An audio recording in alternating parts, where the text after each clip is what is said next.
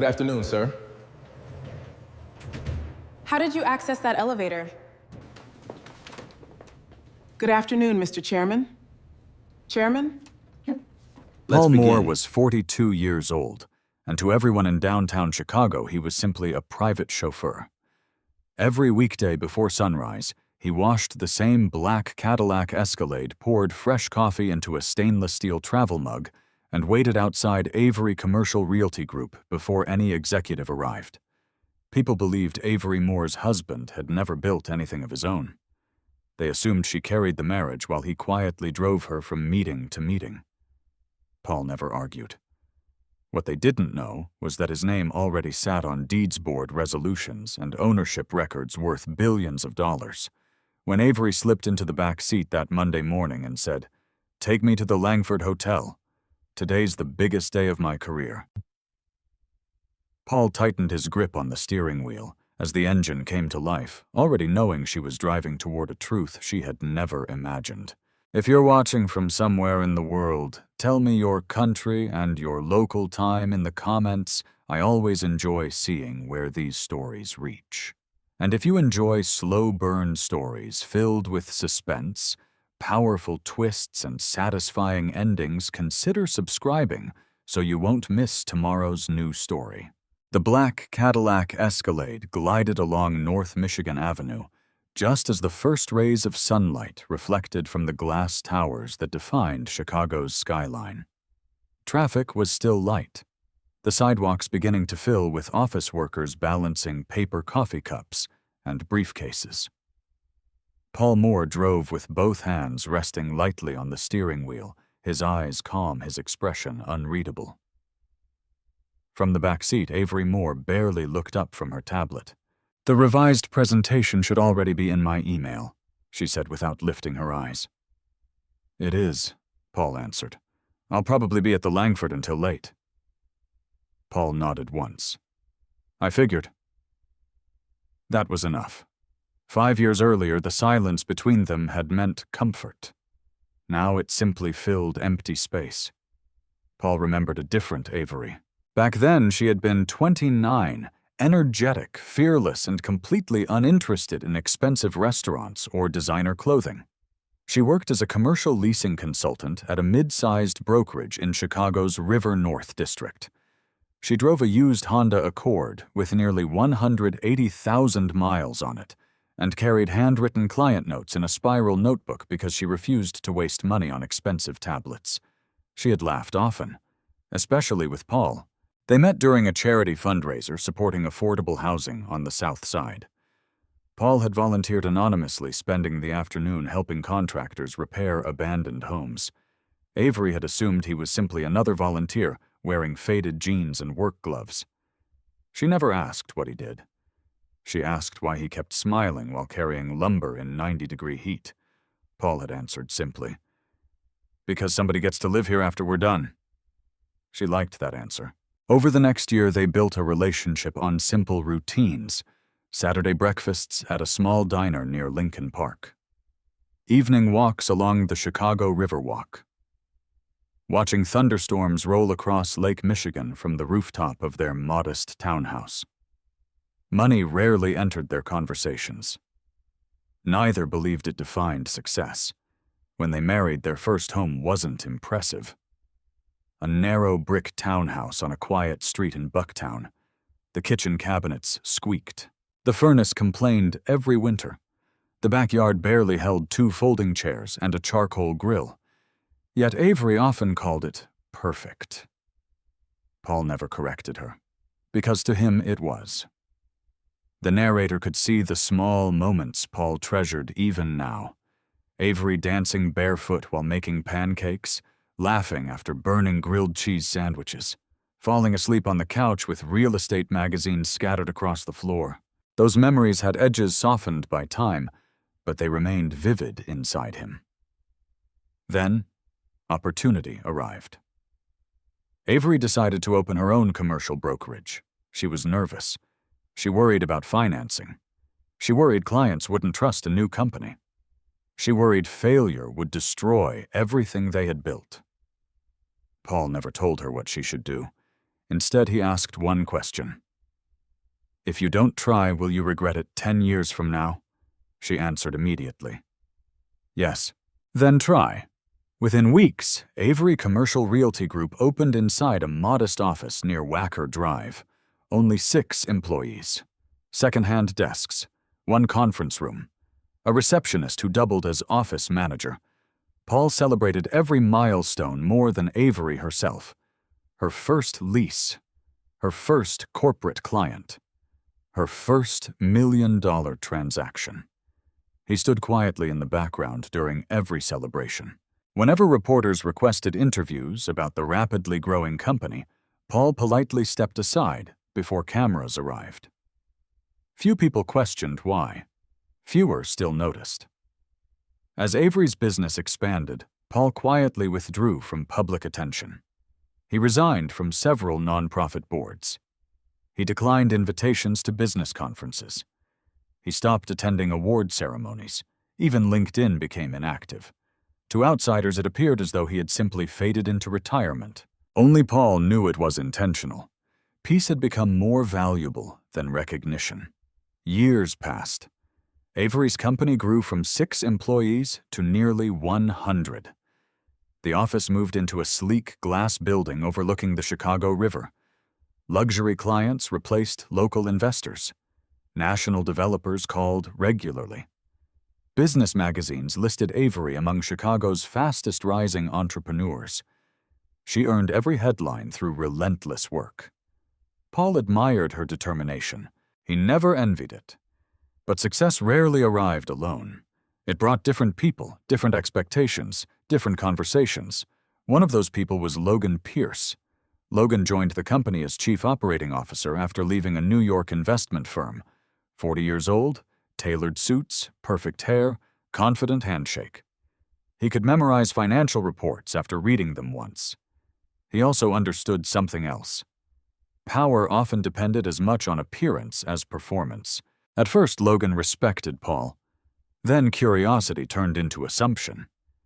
He saw a quiet man driving Avery to work every morning. He never saw Paul attending board meetings, never saw him making executive decisions, never saw anyone calling him Mr. Moore. So Logan reached the simplest conclusion. The husband had become financially dependent. Logan never insulted Paul directly. He didn't have to. His influence worked more quietly. One afternoon, after an investor luncheon, he casually remarked to Avery while reviewing presentation slides, "Perception matters."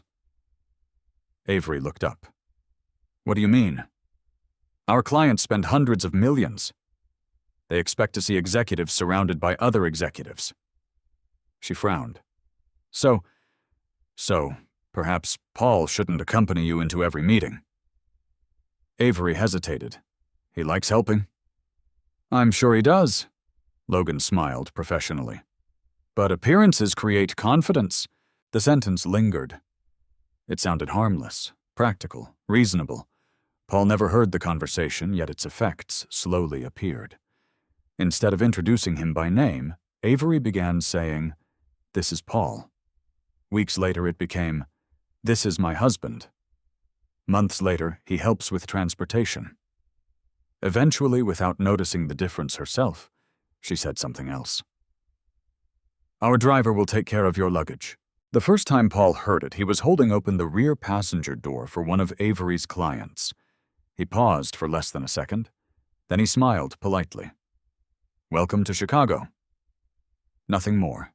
No argument, no wounded expression, no correction, only quiet acceptance. Because Paul understood something most people never learned. Correcting assumptions rarely changes hearts. Time does, evidence does, character does. Inside the office, only one employee seemed uncomfortable with the growing distance. Emily Sanders, 34, executive assistant, organized, sharp, observant. Emily noticed details other people overlooked. She noticed that Paul arrived before maintenance crews. She noticed security guards greeted him with unusual respect.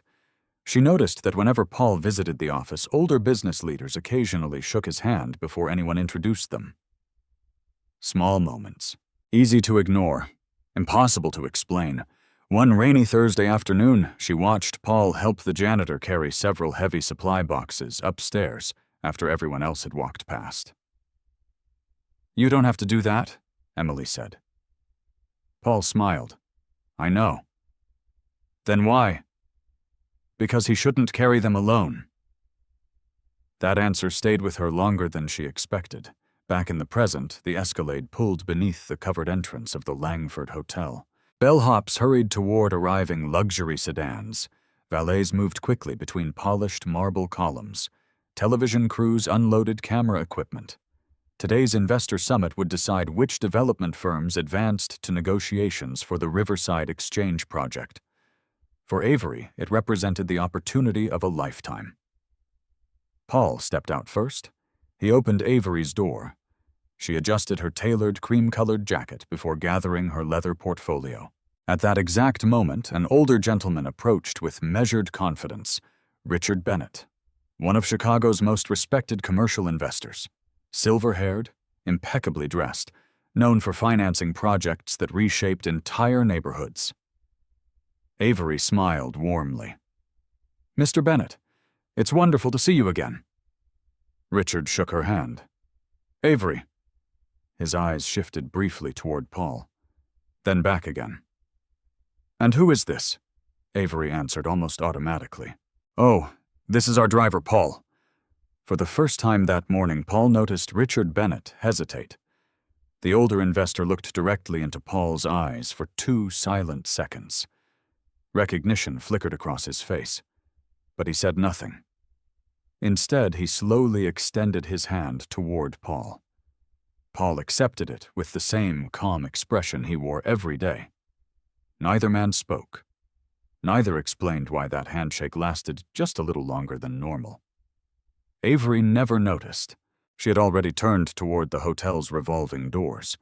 Behind her, Richard Bennett watched Paul disappear toward the parking entrance with an expression that suggested he had just recognized someone the rest of the city had forgotten.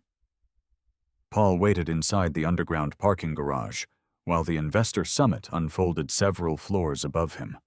Luxury sedans arrived every few minutes. Bentleys, Mercedes Maybachs, black Escalades identical to his own. Valets hurried between polished concrete pillars, while chauffeurs gathered near a coffee station tucked beside the service entrance. Some talked about baseball. Others compared overtime schedules or discussed Chicago traffic.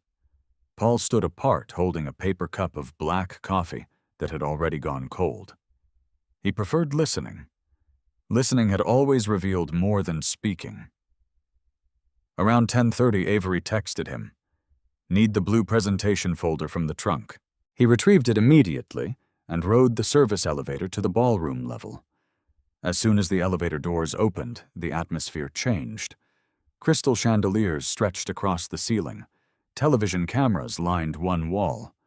Large digital displays rotated architectural renderings of Chicago's proposed Riverside Exchange redevelopment. Executives moved confidently through the ballroom, greeting one another with practiced smiles. Paul crossed the room quietly. Very few people looked directly at him. To most of them, he was invisible. A catering employee carrying a tray of sparkling water stepped directly into his path without apologizing. Another executive casually handed him an empty coffee cup. "Can you throw this away for me?" Paul accepted it.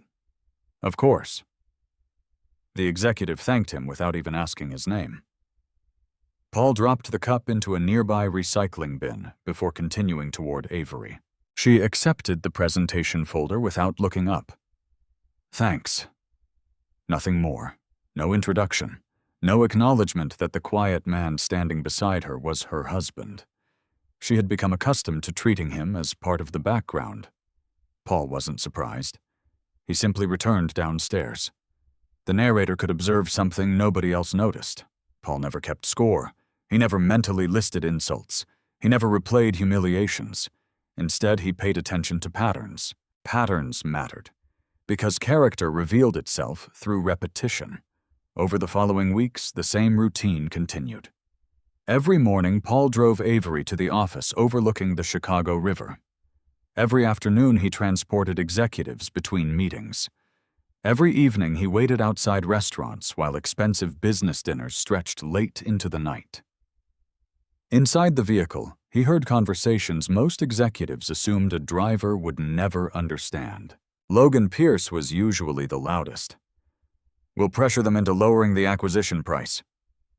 They're desperate. They don't have another buyer." Other executives nodded. Sometimes they joked about competitors. Sometimes they discussed confidential negotiations. Sometimes they criticized employees. Rarely did anyone acknowledge Paul's presence. One rainy afternoon, Logan climbed into the rear seat while speaking on his phone. "Tell legal we'll bury the termination clause inside the appendix," he laughed. "They'll never notice." Paul kept driving. When Logan ended the call, he leaned forward. "Paul." "Yes, sir." "You've driven downtown long enough." "Which route avoids Lower Wacker during construction?" Paul answered immediately.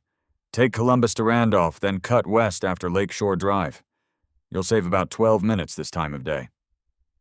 Logan nodded. "Useful?" The compliment lasted less than a second.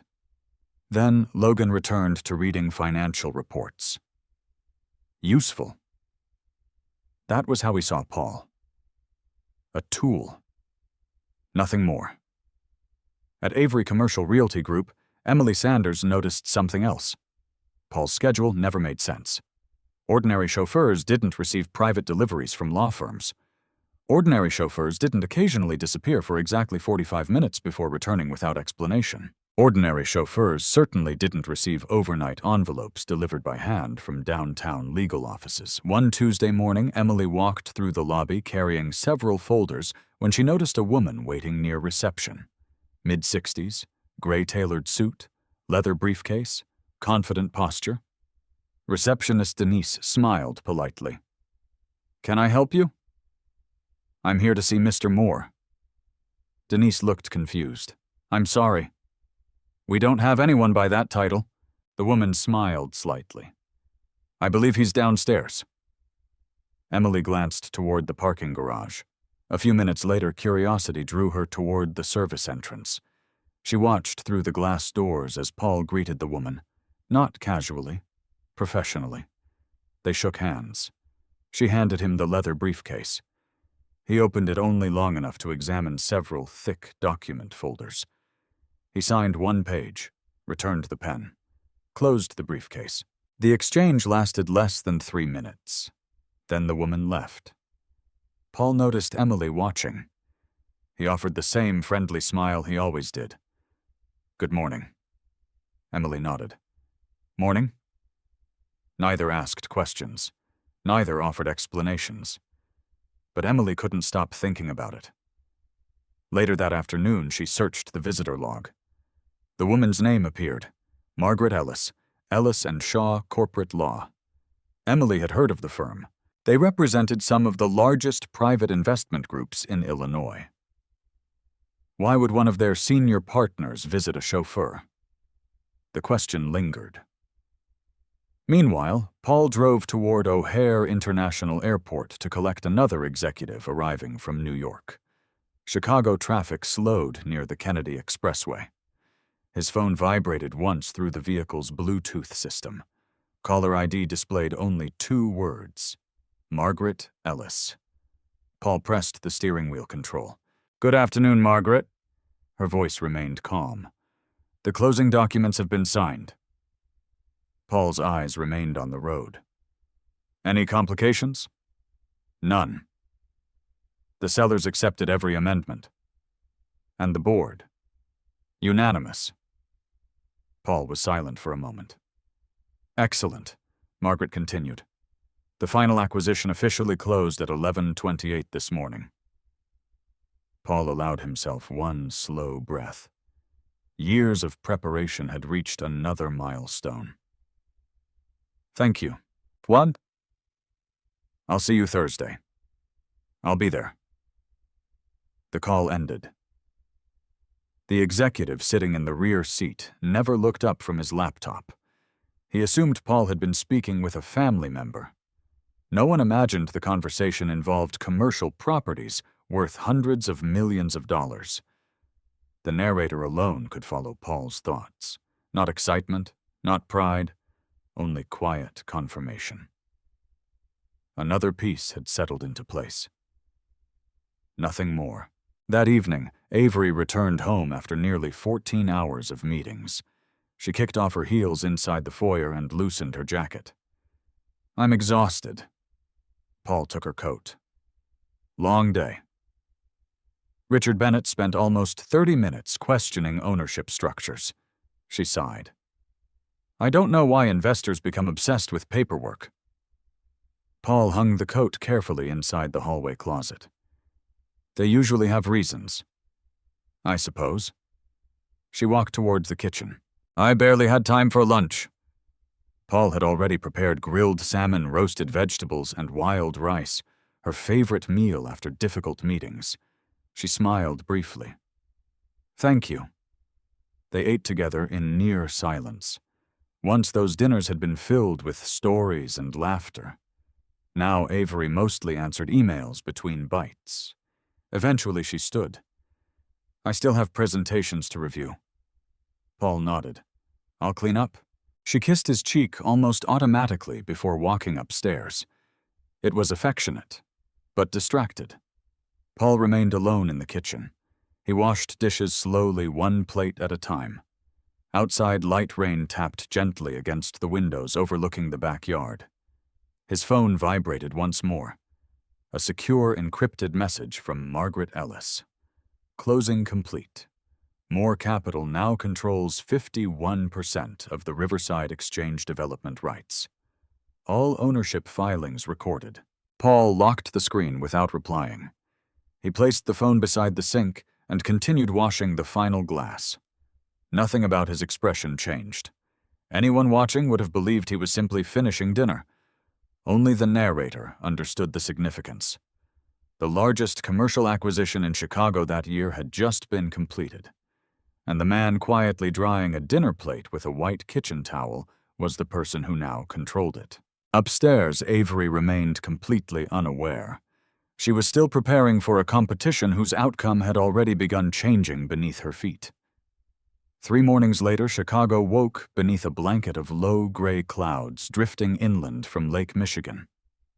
Paul left the house before sunrise, as he always did. He started the Escalade, adjusted the mirrors, and allowed the engine to warm while he reviewed the day's schedule on his phone. 7:30 a.m. Avery to headquarters. 9:15 a.m. Logan to City Hall. 11:00 a.m. Pickup architectural consultants. 1:00 p.m. bank meeting. 3:30 p.m. Riverside Exchange planning session. To anyone else, it looked like an ordinary chauffeur's itinerary. Paul knew it was anything but ordinary. Every stop revolved around one project, Riverside Exchange, nearly 30 acres of aging industrial land stretching along the south branch of the Chicago River.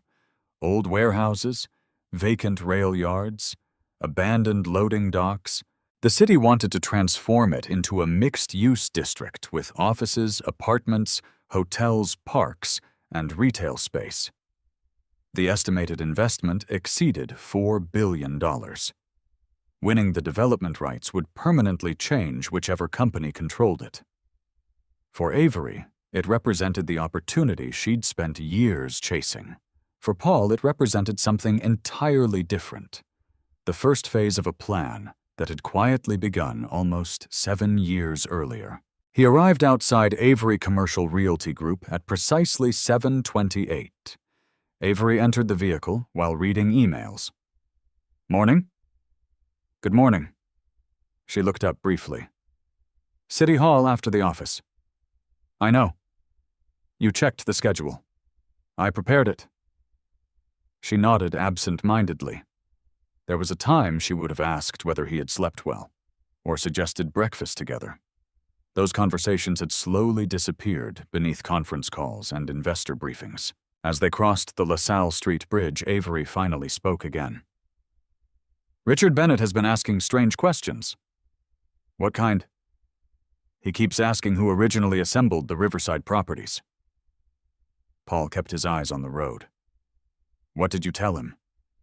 "The truth." We've spent months negotiating with different owners. Paul gave a small nod. That's true. She never noticed the careful wording. Negotiating with owners wasn't the same as knowing who had quietly brought those owners together years before. At headquarters, Logan Pierce was already waiting outside. He climbed into the rear seat before Avery had fully stepped out. We're late. Paul glanced at the dashboard clock.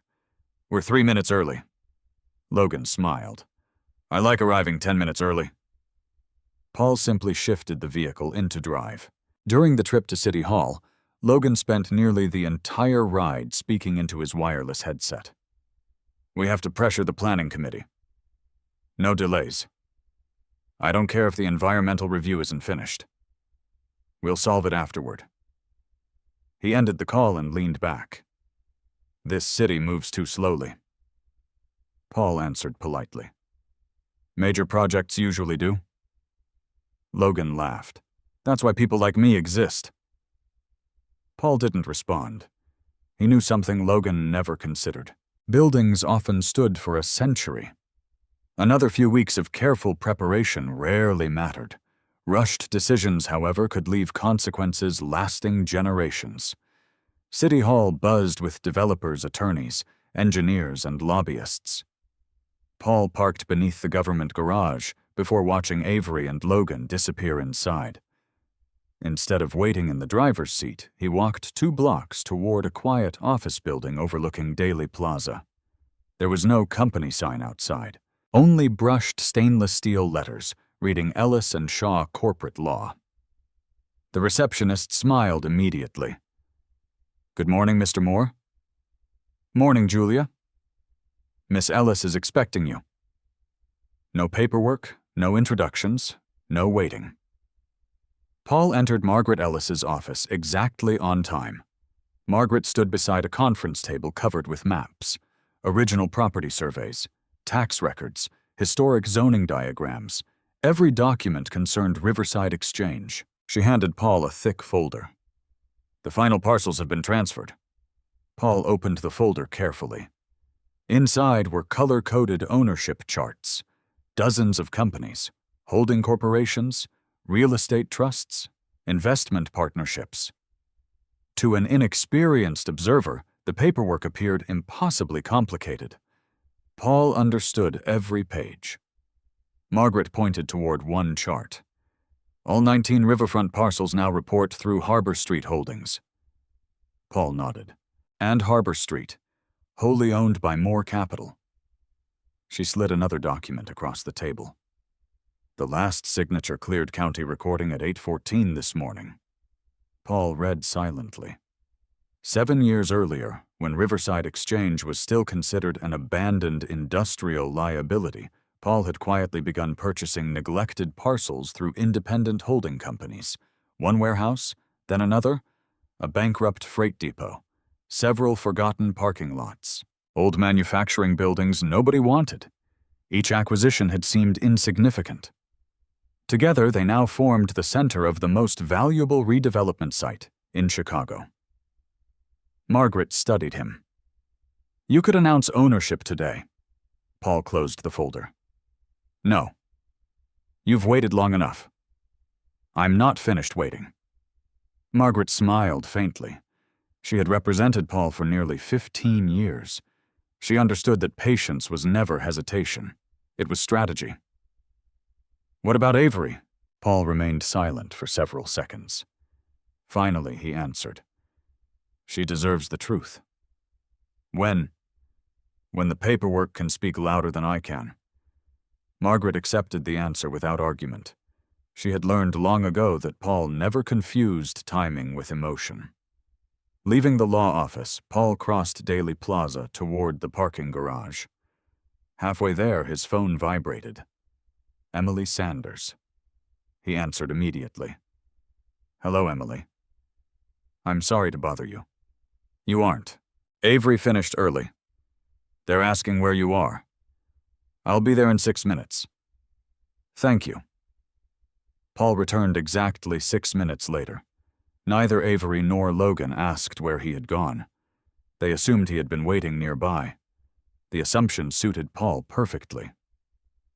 The afternoon brought another series of meetings.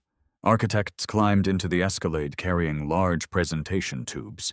Engineers discussed utility corridors. Consultants argued over bridge access and parking structures.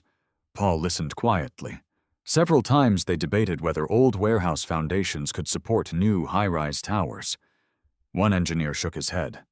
"We don't have enough historical records." Paul spoke for the first time in nearly 20 minutes. The original caisson reports were completed in 1974. Every passenger looked up. Paul continued calmly. Most were archived after the rail authority sold the freight district. The engineer frowned. "How do you know that?" "I used to read old planning reports." Logan chuckled. "Our driver has unusual hobbies." The others laughed politely. Paul smiled. "I suppose I do." Nobody questioned the answer further. Late that afternoon, they stopped beside the river for an inspection tour. Developers spread blueprints across folding tables inside a temporary project office. Paul remained outside.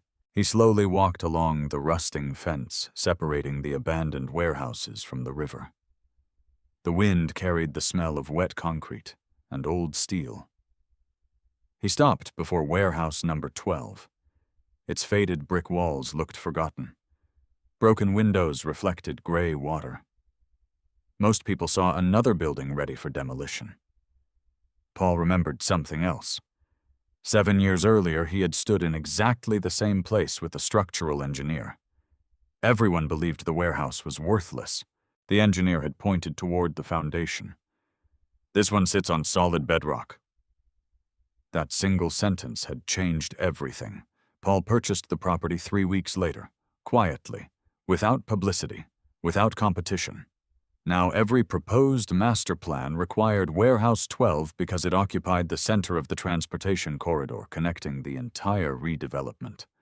The smallest decision years earlier had become the most valuable. Behind him, Avery emerged from the temporary office carrying rolled architectural drawings. She looked exhausted. "They're still arguing."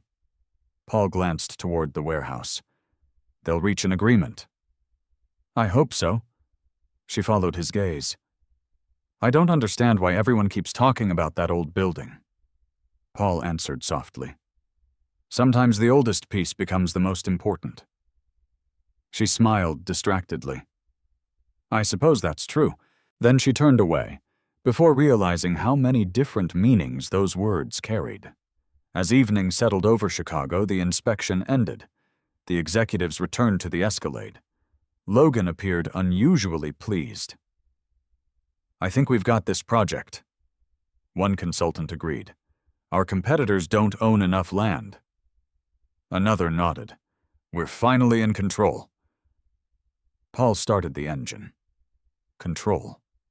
The word echoed quietly in his thoughts. The men behind him believed control belonged to the loudest negotiator, the strongest presentation, the boldest strategy. None of them understood that real control had already been established years before, recorded inside county property offices protected by corporate law and secured beneath signatures no one had bothered to read. As the Escalade pulled away from the abandoned riverfront, Paul looked once into the rearview mirror. Warehouse number 12 slowly disappeared behind them.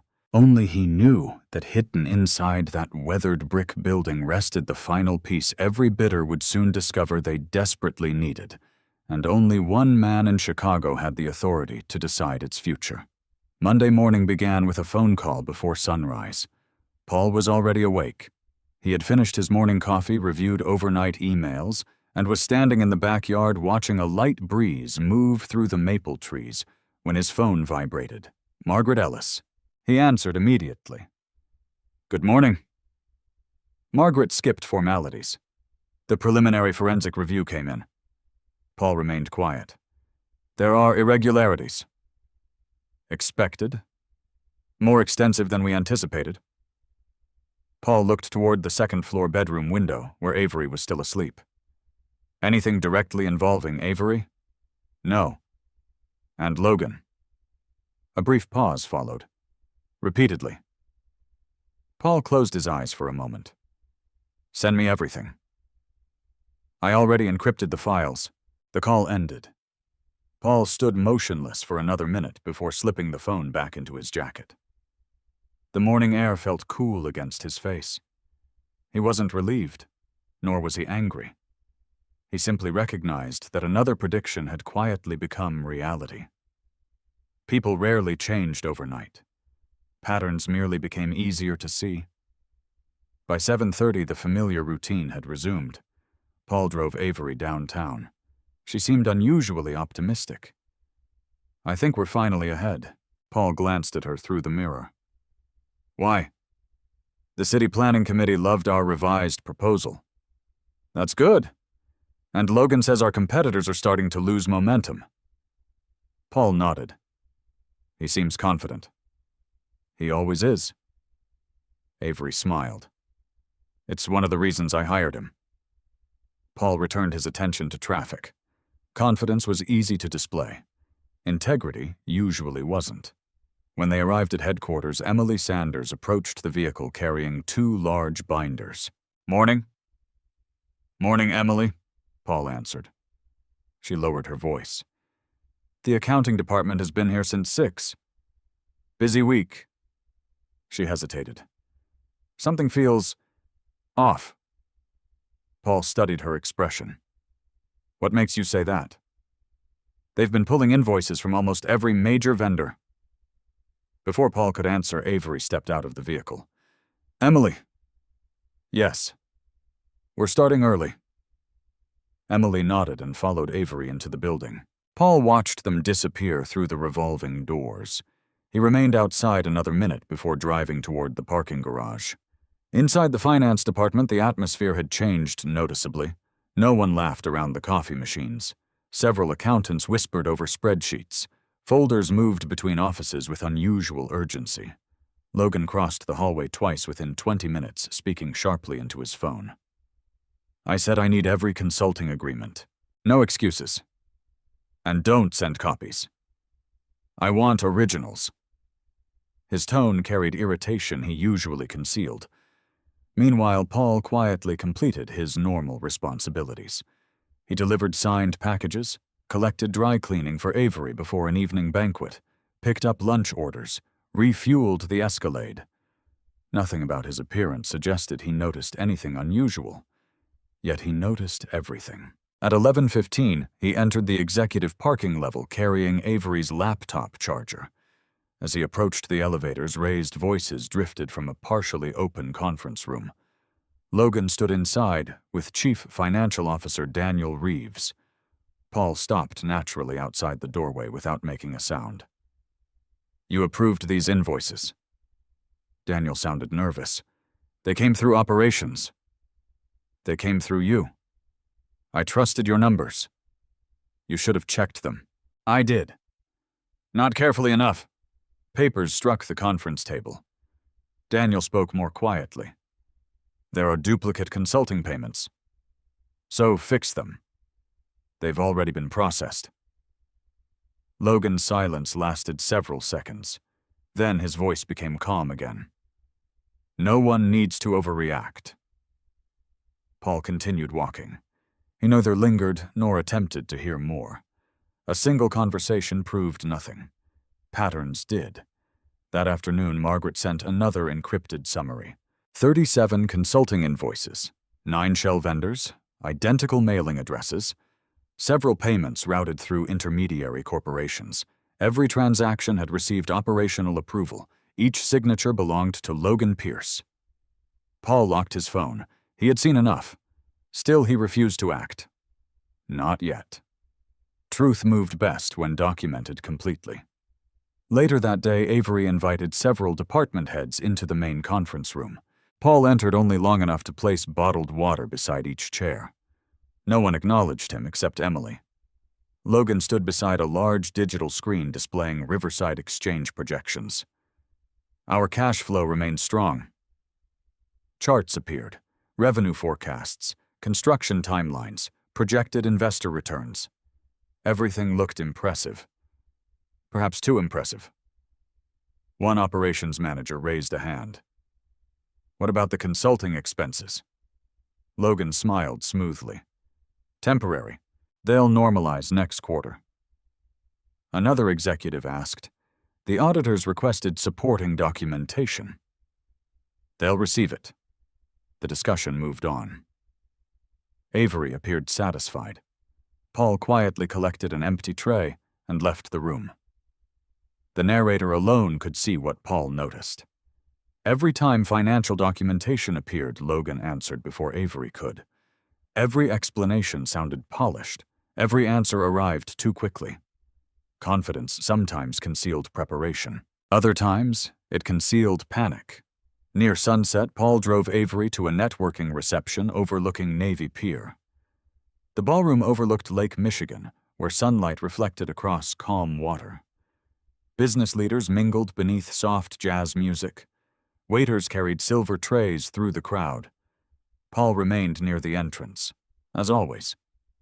An older gentleman approached him, Richard Bennett. You've been busy. Paul smiled. So have you. Richard glanced across the ballroom toward Avery. She still doesn't know. No. You could tell her.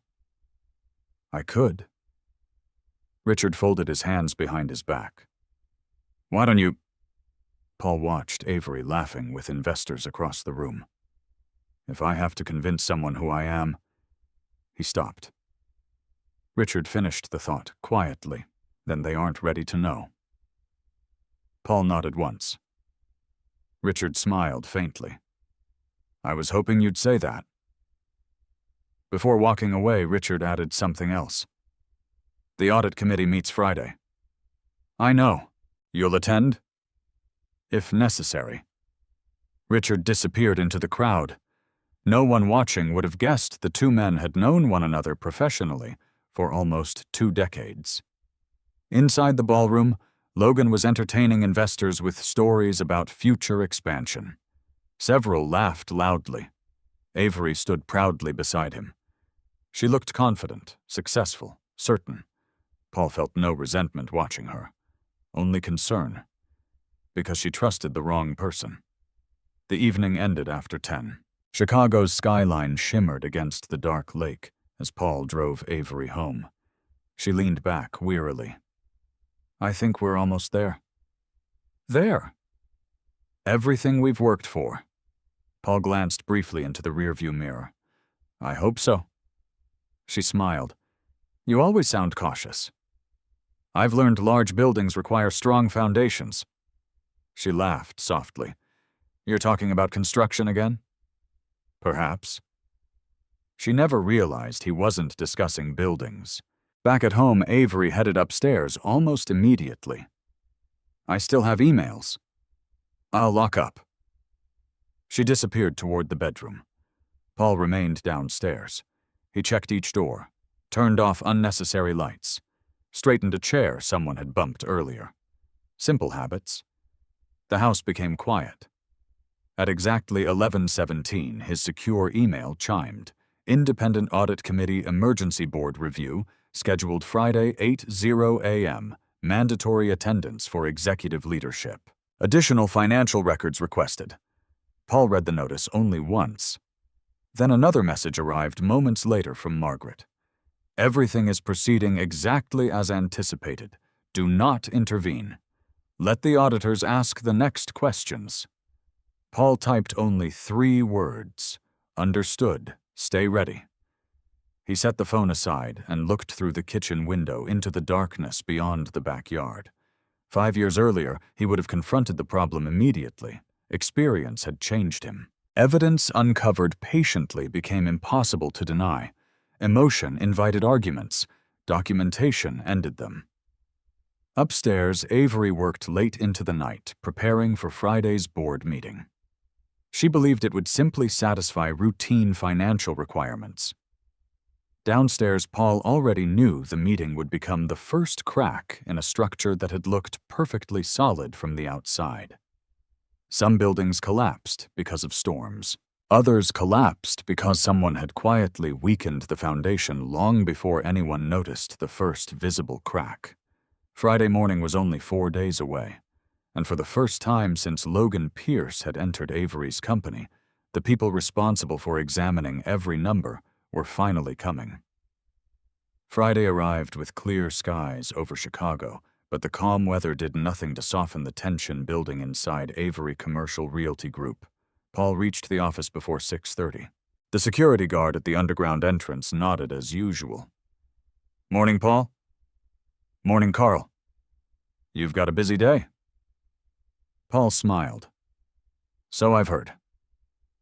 He parked the Escalade in its usual space, checked Avery's schedule one final time, and rode the service elevator upstairs. The office lights were already on. Accounting employees moved between cubicles carrying banker boxes filled with financial records.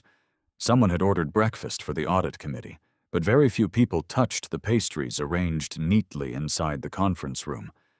Even the reception area felt quieter than normal. Emily Sanders stood beside the front desk, organizing visitor badges. She looked up. "You got here early." "I usually do." She lowered her voice. "They're nervous." Paul glanced toward the executive hallway. "They have reasons."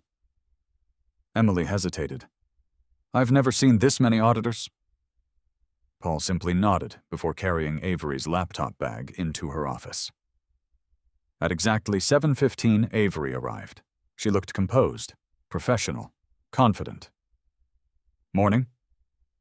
Paul handed her a fresh coffee. "The way you like it." She accepted it with a tired smile. "I don't know what I'd do without you." The words sounded sincere, yet they carried a quiet irony. She still saw him as the dependable man who made difficult days easier. She still had no idea how much of her world rested quietly behind his silence.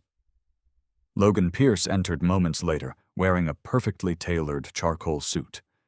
He carried no briefcase, only a leather portfolio tucked beneath one arm. "Good morning." His voice remained smooth. "The auditors should be here any minute." Avery nodded. "This is routine." "Exactly." Logan smiled. "We'll be finished before lunch." Paul noticed something almost invisible. Logan's right hand tightened briefly around the portfolio handle, only for a second. Then his confidence returned. At precisely 8 o'clock, 3 members of the Independent Audit Committee entered the building. Leading them was Harold Whitaker, 61 years old, former federal financial investigator, known throughout Chicago's commercial real estate industry for one habit. He never accepted verbal explanations until documents confirmed them. Behind him walked 2 forensic accountants carrying rolling cases filled with laptops and scanners. Harold shook Avery's hand. "Good morning." "Thank you for coming." He smiled politely. "Let's begin." For the next 3 hours, conference room doors remained closed. Paul waited outside in the reception area. Employees moved quietly through the office. Phones rang less frequently than usual. Several department heads avoided eye contact altogether. Every so often, Emily emerged carrying another stack of records into the conference room. Each time she returned, her expression grew more serious. Near 11:30, Logan finally stepped outside. He loosened his tie while checking his phone repeatedly. Paul stood near the coffee machine. Logan glanced toward him. "Could you bring another pod into Conference A?" "Of course." Paul prepared fresh coffee and carried it carefully into the meeting. The room smelled of paper printer toner and stress. Financial statements covered nearly every inch of the long walnut table. Harold Whitaker was examining several invoices beneath a desk lamp. One accountant scanned barcodes attached to vendor contracts. Another compared digital records across 2 computer screens. Avery looked exhausted. Logan forced another confident smile. Paul quietly refilled coffee cups. No one paid much attention to him, exactly as expected. As he reached the doorway, Harold spoke without looking up. "Mr. Pierce." "Yes." "Who approved these consulting payments?" "I did." "Based on whose recommendation?" "Our operations department." Harold lifted another folder. This signature appears identical across 9 different companies. They're legitimate vendors. We'll verify that. Paul exited without slowing his pace. Outside the room, he heard nothing more. He didn't need to. Questions had finally begun replacing assumptions. By early afternoon, the formal audit paused. Several executives departed for the investor appreciation dinner scheduled that evening at the Langford Hotel.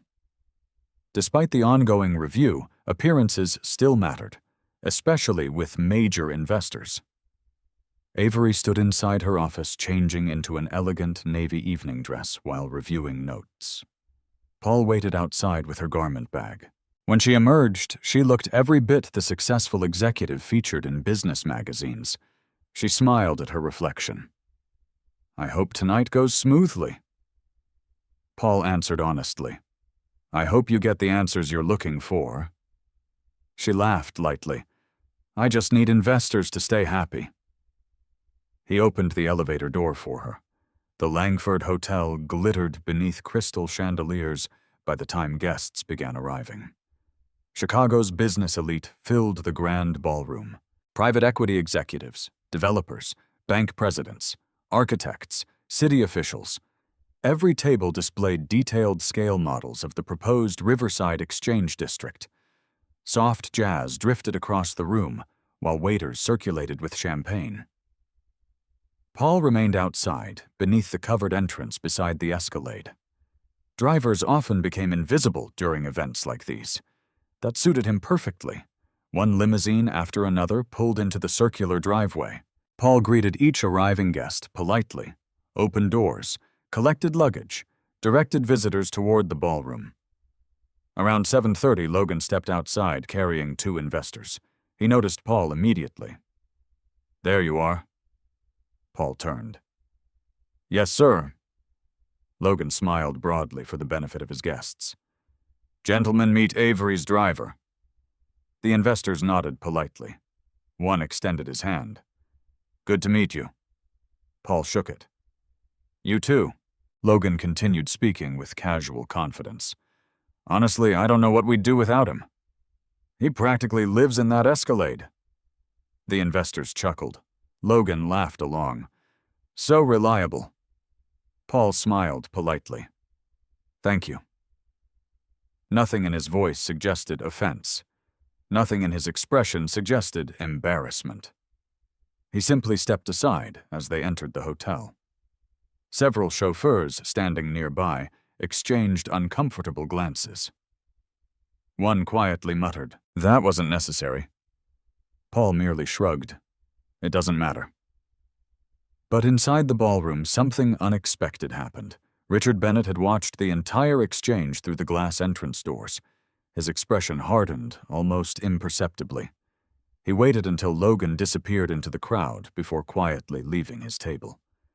Instead of joining other investors, Richard walked directly back outside. Paul was adjusting the Escalade's rear passenger door when Richard approached. "You handled that well." Paul smiled. "I've heard worse." Richard looked toward the ballroom entrance. "They truly believe you're only her driver." "They believe what they've chosen to believe." Richard folded his hands. "How much longer?" Paul looked across Michigan Avenue, where evening lights reflected from neighboring skyscrapers. "Not much." Richard nodded slowly. "I spoke with Harold during the break." Paul remained silent. "The audit is uncovering more than anyone expected." "I assumed it would." Richard watched Paul's face carefully. "You already knew." "I suspected." A stretch limousine arrived, interrupting the conversation. Paul opened its rear door for another group of investors. Richard waited until they entered the hotel. Then he spoke again. "Tomorrow morning, I'm making one phone call." Paul looked at him. "To whom?" Richard answered quietly. "The chairman." Paul's expression remained unchanged. "I see." Richard smiled faintly. "I doubt he'll be surprised." Neither man explained the sentence. Neither needed to. Several feet away, hotel staff hurried beneath the bright entrance lights, completely unaware they had just witnessed a conversation between two people who already understood where the next chapter of Riverside Exchange would lead. Inside the ballroom, Avery stood at the center of a circle of investors describing her vision for Chicago's future. Outside, the man she still believed was only her chauffeur calmly polished a fingerprint from the Escalade's front door with a folded microfiber cloth. A cold breeze swept down Michigan Avenue. Paul looked briefly toward the illuminated skyline. High above the city, one office tower remained brightly lit, while nearly every neighboring building had gone dark. Its granite entrance displayed no advertisements, no corporate banners, only discreet bronze letters reflecting the city lights. Paul studied the distant building for only a second before returning to work. No one around him noticed the direction of his gaze. No one realized that before long, every road in this story would lead directly to that building. And when it did, the name carved into its stone facade would change everything Avery believed she knew about the quiet man who still stood outside holding open car doors. Saturday morning arrived without urgency. Most of downtown Chicago slept later on weekends, but the 34th floor of Moore Capital Holdings was already awake. At exactly 7 o'clock, Paul Moore stepped out of a private elevator that opened directly into the executive floor. He no longer wore the Navy chauffeur's uniform. Instead, he was dressed in a simple charcoal suit with a white shirt and a dark blue tie. Nothing about the clothing appeared extravagant. There were no visible designer labels, no expensive watch displayed for attention, only quiet precision. The receptionist looked up immediately. "Good morning, Mr. Moore." "Good morning, Allison." "The board packets are ready." "Thank you." She handed him a leather portfolio. No introductions were necessary. Every employee on this floor knew exactly who he was. Not because he demanded recognition, because he had earned it years before. Paul walked past a wall of floor-to-ceiling windows overlooking the Chicago River. The city looked peaceful from above. Construction cranes dotted the skyline. Water taxis crossed beneath the bridges. Sunlight reflected against glass towers stretching toward Lake Michigan. He stopped briefly before a large framed photograph hanging near the boardroom entrance. It showed an empty stretch of abandoned warehouses taken almost 8 years earlier. The Riverside Exchange District before anyone believed it held value. Most visitors assumed it was artwork. Paul remembered the exact day the photograph had been taken. He had carried the camera himself. Margaret Ellis entered the boardroom carrying 3 additional binders. "Morning." "Morning." She placed the documents on the table. The final restructuring agreements. Paul opened the first binder.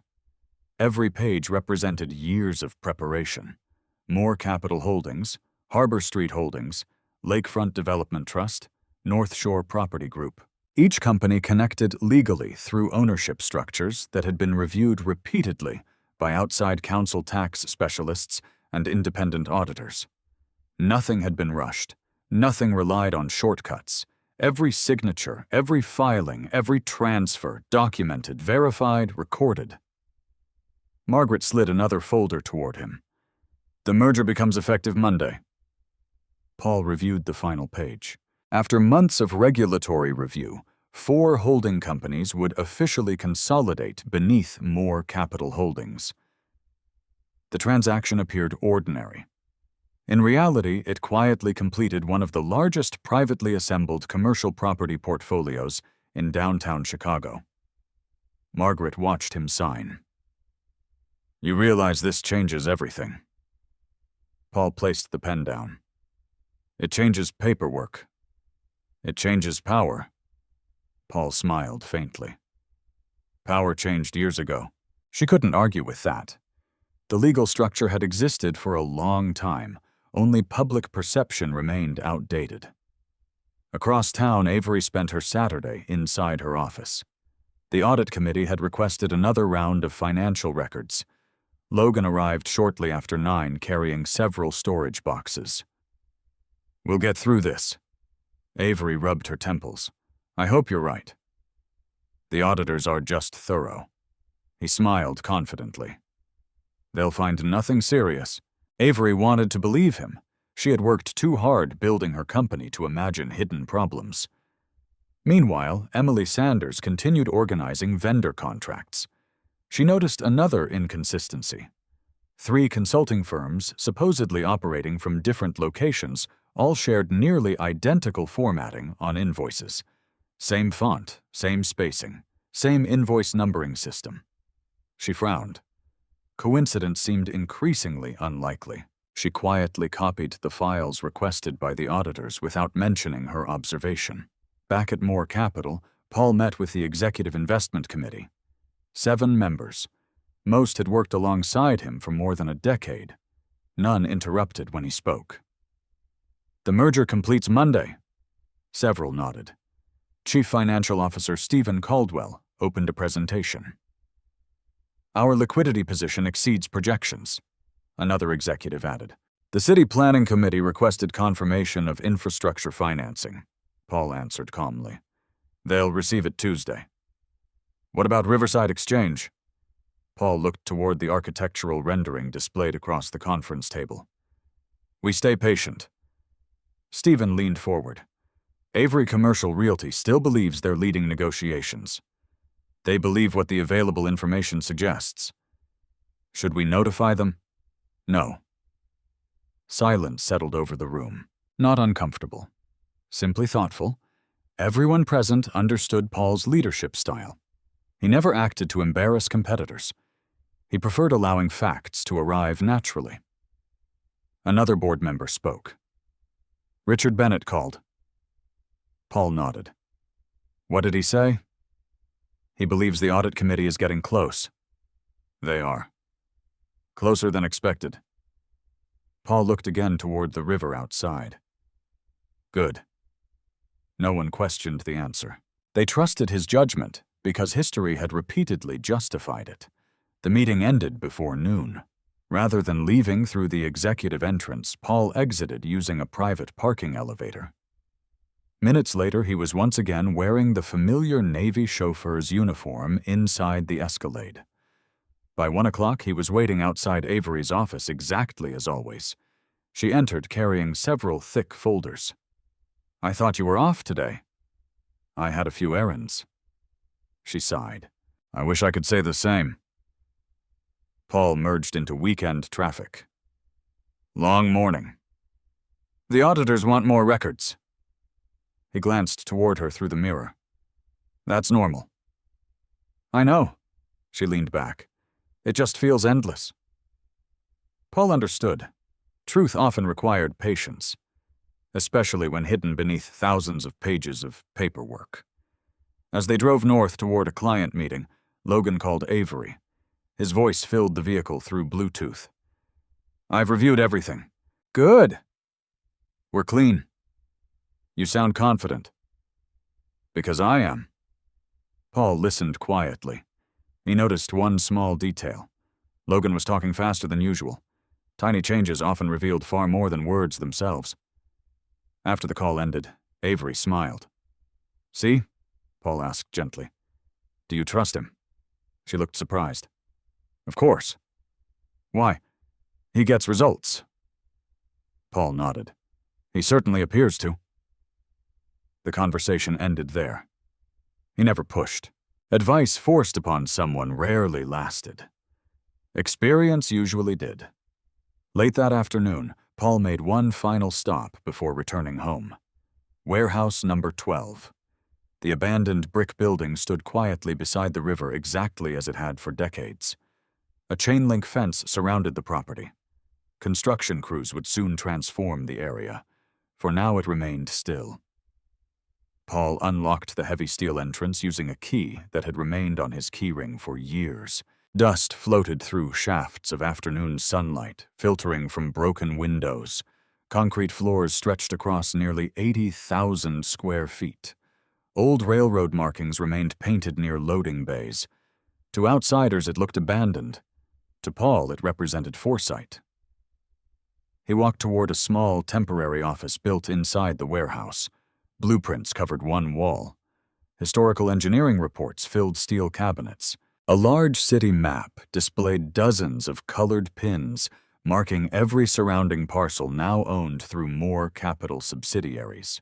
Years earlier, he had spent entire weekends standing inside this empty building, studying transportation studies and future zoning proposals, while other investors dismissed the district entirely.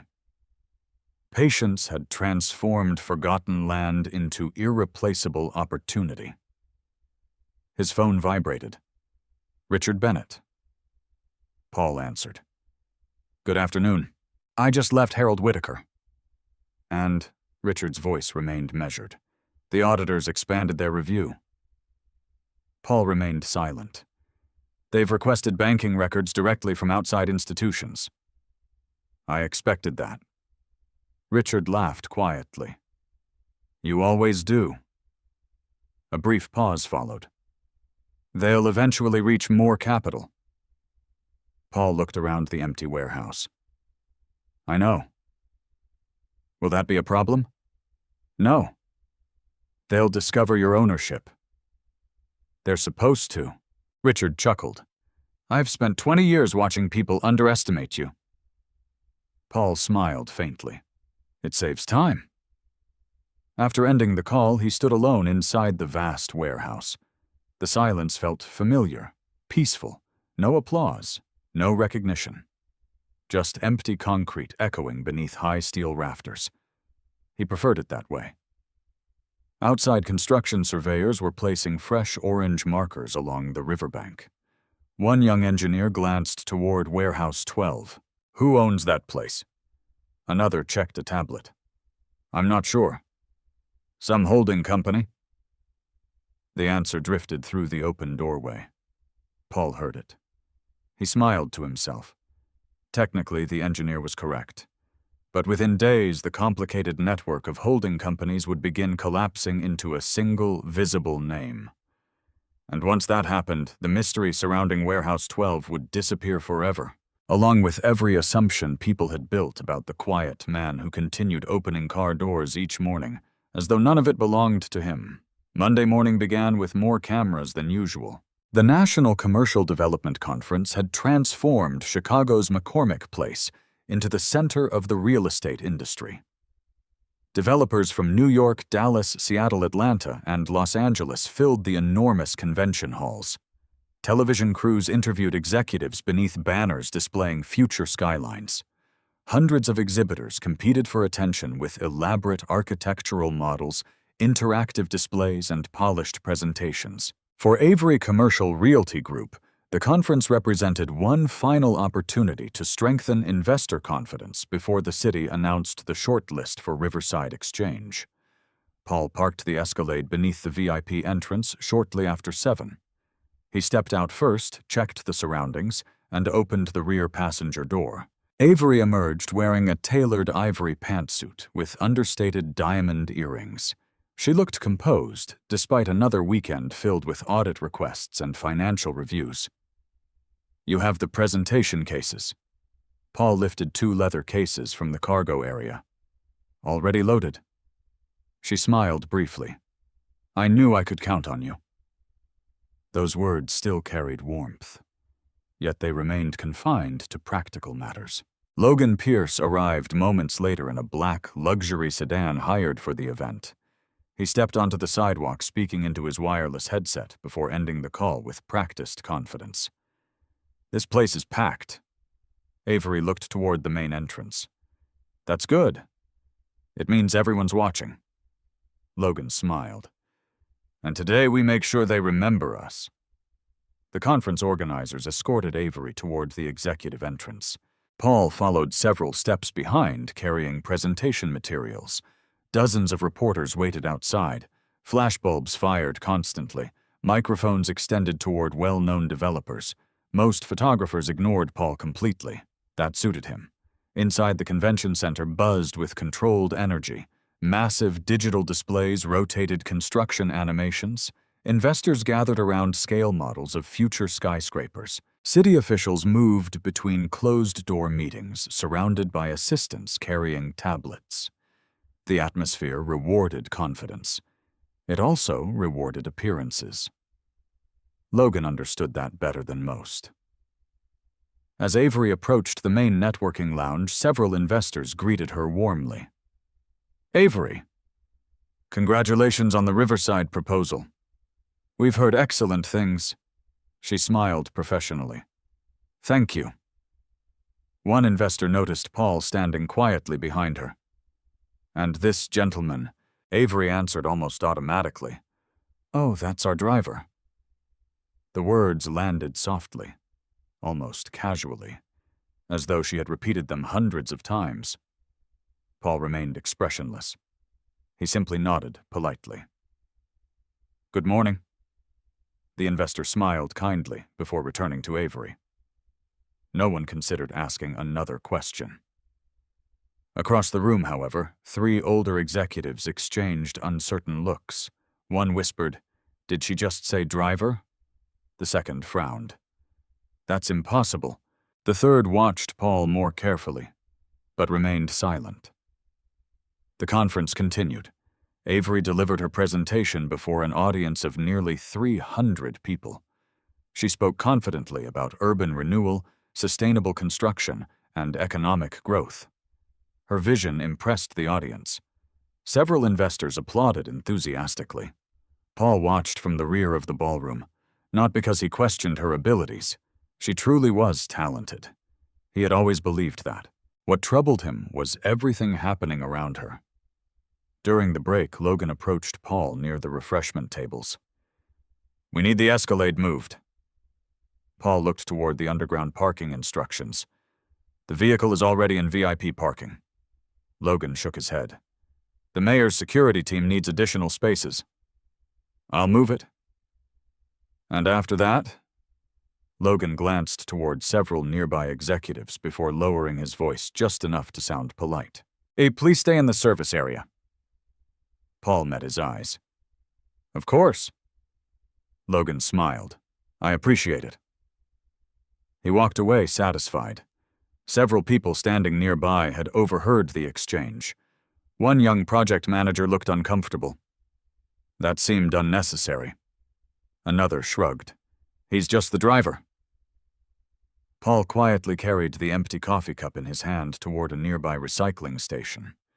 He showed no sign of irritation, no sign of pride, only patience. As he walked towards the parking elevators, someone called his name. "Paul." He turned. Richard Bennett approached carrying a conference folder. "I've been looking for you." "Good morning." Richard studied him carefully. "You look remarkably calm." "I usually am." Richard glanced toward the ballroom entrance where Avery continued speaking with investors. "She introduced you again." "I noticed." "Doesn't it bother you?" Paul considered the question honestly. "It tells me more about everyone else than it does about me." Richard smiled slowly. "I thought you'd say that." The older investor lowered his voice. "Harold Whitaker called me this morning." Paul waited. The auditors finished tracing the consulting payments. "And they've requested bank records from 3 additional institutions." Paul nodded once. "They're following the money. They're getting close." "I know." Richard hesitated. "You realize today's conference may be the last day everything looks normal." Paul looked through the convention center's glass walls toward Chicago's skyline. That's usually how change begins. After Richard returned to the ballroom, Paul continued toward the underground parking garage. The Escalade remained exactly where he had left it. Instead of immediately moving the vehicle, he unlocked the driver's door and removed a slim, black leather portfolio from beneath of the front passenger seat. Inside were only a few documents: corporate identification, an executive access credential, a secure electronic keycard. He slipped the keycard into his jacket pocket before locking the portfolio away again. Then he drove the Escalade toward another parking level as Logan had requested. No complaints, no hesitation. The service elevator opened directly into the convention center's lower corridor. Most employees never used it. Paul entered alone. Instead of turning toward the loading docks, however, he continued down a quiet hallway. ending at a private elevator marked only with a discreet bronze plaque. Authorized executive access. He removed the black keycard. The scanner flashed green. The elevator doors opened immediately. Inside stood a uniformed security officer. "Good afternoon, Mr. Moore." "Good afternoon. No one else has arrived yet." "I expected that." The elevator began rising. It bypassed every public floor. No announcements, no stops. Only the soft hum of machinery. Several seconds later, the doors opened onto the conference center's executive hospitality level. Far above the crowded exhibition halls, the atmosphere changed completely. Private meeting suites overlooked the Chicago skyline. Corporate chairmen met quietly behind closed doors. Legal advisors reviewed confidential contracts. Investment committees negotiated transactions too sensitive for the public conference below. The security officer walked beside Paul. "Conference room 7 is ready." "Thank you." Paul entered a modest boardroom where Margaret Ellis was already waiting. She stood beside a polished walnut table covered with legal folders. "You made good time." Traffic cooperated. She handed him a sealed envelope. The merger became effective at exactly 11:52. Paul opened the document carefully. Moore Capital Holdings now officially controlled every holding company connected to Riverside Exchange. No remaining transfers, no pending filings, no unresolved ownership questions. The structure was complete. Margaret watched him close the folder. "From this moment forward, every title search will point to the same owner." Paul nodded. "Good. The public databases should update within hours." He placed the papers back inside the envelope. "Let's leave them there." Meanwhile, 2 floors below, Avery was answering questions during a live television interview. The reporter smiled brightly. "Your company appears well positioned for Riverside Exchange." "We've worked incredibly hard." "What gives you confidence?" Avery answered without hesitation. "Our preparation." The interview concluded to polite applause. As she stepped away from the cameras, Emily hurried toward her. "You've been invited upstairs." "Upstairs?" "The executive hospitality level." Avery looked surprised. "Who invited us?" Emily checked the electronic message once more. "It doesn't say."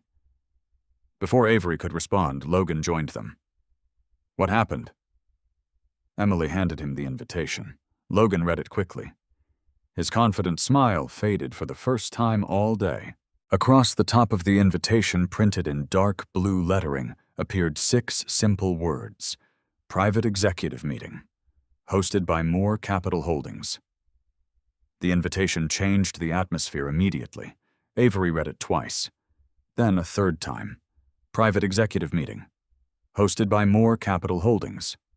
No explanation, no agenda, only the meeting time. 1 o'clock, executive hospitality level. Logan reached for the invitation. "Let me see." Emily handed it to him. He scanned the page quickly. "I've never heard of Moore Capital inviting outside developers." Avery frowned. "I've heard the name." "So have I." Logan folded the invitation. "They mostly stay out of the public spotlight." Emily spoke carefully. "I thought they owned several investment funds." "They own much more than that," Richard Bennett said as he approached from behind. The 3 turned toward him. Richard smiled politely. "Good afternoon." Avery extended her hand. "Richard, I see you've received your invitation." She nodded. "Do you know what this is about?" Richard considered the question. "I believe you'll understand shortly." Logan forced a smile. "Can you at least tell us who's hosting?" Richard's eyes rested on him for only a moment. "The person responsible." Then he walked away before anyone could ask another question. Logan watched him disappear into the crowd. "What was that supposed to mean?" No one answered. Across the convention center, Paul remained inside Conference Room 7 with Margaret Ellis and several senior executives from Moore Capital. The room overlooked Lake Michigan through floor-to-ceiling windows. Construction cranes stretched across the skyline beyond the glass. Stephen Caldwell entered carrying another folder. The ownership database updated 12 minutes ago. Paul accepted the report. Any delays? None. The county records now show Moore Capital Holdings as the controlling owner. Margaret smiled. Public access has already synchronized. Paul closed the folder. So, from this point forward, Stephen finished the sentence. Every title search returns your company. Paul nodded once. Years of preparation had quietly become public record. No announcements, no press releases, simply facts entering the system. Margaret looked toward the conference room clock. 12:45? They'll be here soon. Paul stood and walked toward the windows. Far below, thousands of conference attendees moved between exhibition halls without realizing one of the most important real estate transactions in Chicago had officially become visible less than 30 minutes earlier. Power rarely announced itself. It simply existed. Meanwhile, downstairs, Logan had begun making phone calls. His confidence had become noticeably strained. I need information on Moore Capital. Pause. Know everything. Another pause. I don't care if they're private. He ended one call only to begin another. Avery watched him. You seem worried. I'm not worried. He smiled too quickly. I just prefer knowing who's in the room. She accepted the explanation. Paul would have noticed something different. People who truly felt confident rarely rushed to collect information. At 12:55, an event coordinator approached. Miss Bennett? Avery Bennett. The executive elevator is ready, Logan corrected politely. Pierce. I'm joining her. The coordinator checked a list. Yes, sir. Emily looked toward Avery. I'll wait down here. Avery nodded. Please do. She and Logan followed the coordinator through a quiet hallway closed to the public. The farther they walked, the quieter the convention center became. The noise of the exhibition halls slowly disappeared. Soft carpeting replaced polished concrete. Private artwork replaced promotional banners. Security officers stood outside discreet wooden doors. Everything felt more restrained, more expensive, more permanent. The coordinator stopped before a private elevator. She scanned a security badge. The doors opened. Inside stood another uniformed officer. Good afternoon. The elevator climbed without stopping. Logan watched the digital floor display. No floor numbers. The officer smiled politely. Executive access. Neither Avery nor Logan spoke again. When the elevator doors opened, they stepped into a marble reception area overlooking Chicago's skyline. The view stretched almost endlessly. Lake Michigan shimmered beneath the afternoon sun. The Chicago River curved between glass towers. Everything below looked smaller, quieter. Several reception staff welcomed them immediately. Good afternoon, Avery introduced herself. I'm Avery Bennett. We're expecting you. The receptionist smiled warmly. If you'll follow me. As they walked through the executive corridor, Logan studied every detail. Original artwork, private conference suites, discreet security, no corporate advertising, only understated elegance. He whispered, This company has serious money. Avery nodded silently. The receptionist stopped before large walnut doors. She opened them. Please come in. Inside waited nearly 20 people, investment bankers, corporate attorneys, board members, city infrastructure advisors, several individuals Avery recognized from national financial publications. Others she had only seen speaking at international investment conferences. Every conversation paused as she entered. Richard Bennett stood near the windows. Harold Whitaker, chairman of the audit committee, sat beside Margaret Ellis, reviewing documents. Stephen Caldwell quietly closed a presentation folder. Logan looked increasingly uncomfortable. He leaned toward Avery. "Something isn't right." Before she could answer, Margaret stepped forward. "Welcome." "Thank you. We appreciate your coming." Avery smiled politely. "I'm honored." Margaret gestured toward 2 chairs. "Please." As everyone settled, Avery quietly scanned the room again. 1 chair remained empty. It occupied the head of the long conference table. No nameplate, no documents, just an empty leather chair facing the entire room. Logan noticed it too. "Who's missing?" Margaret glanced toward the closed doors. "Our chairman." The room fell completely silent. Avery adjusted slightly in her seat. She had expected another presentation, perhaps an investment proposal. Instead, everyone appeared to be waiting for one person.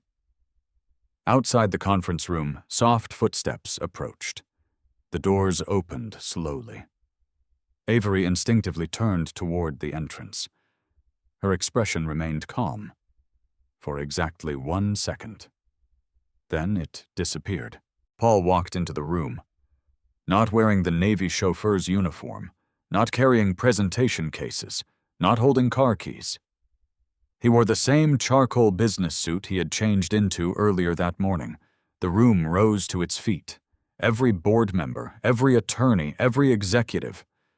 Richard Bennett stood first, then Margaret, then Harold Whitaker, one after another, without hesitation, without announcement. Avery remained seated. She stared at Paul in complete disbelief. Logan frowned. "What is he doing here?" No one answered him. Paul acknowledged the standing executives with a quiet nod.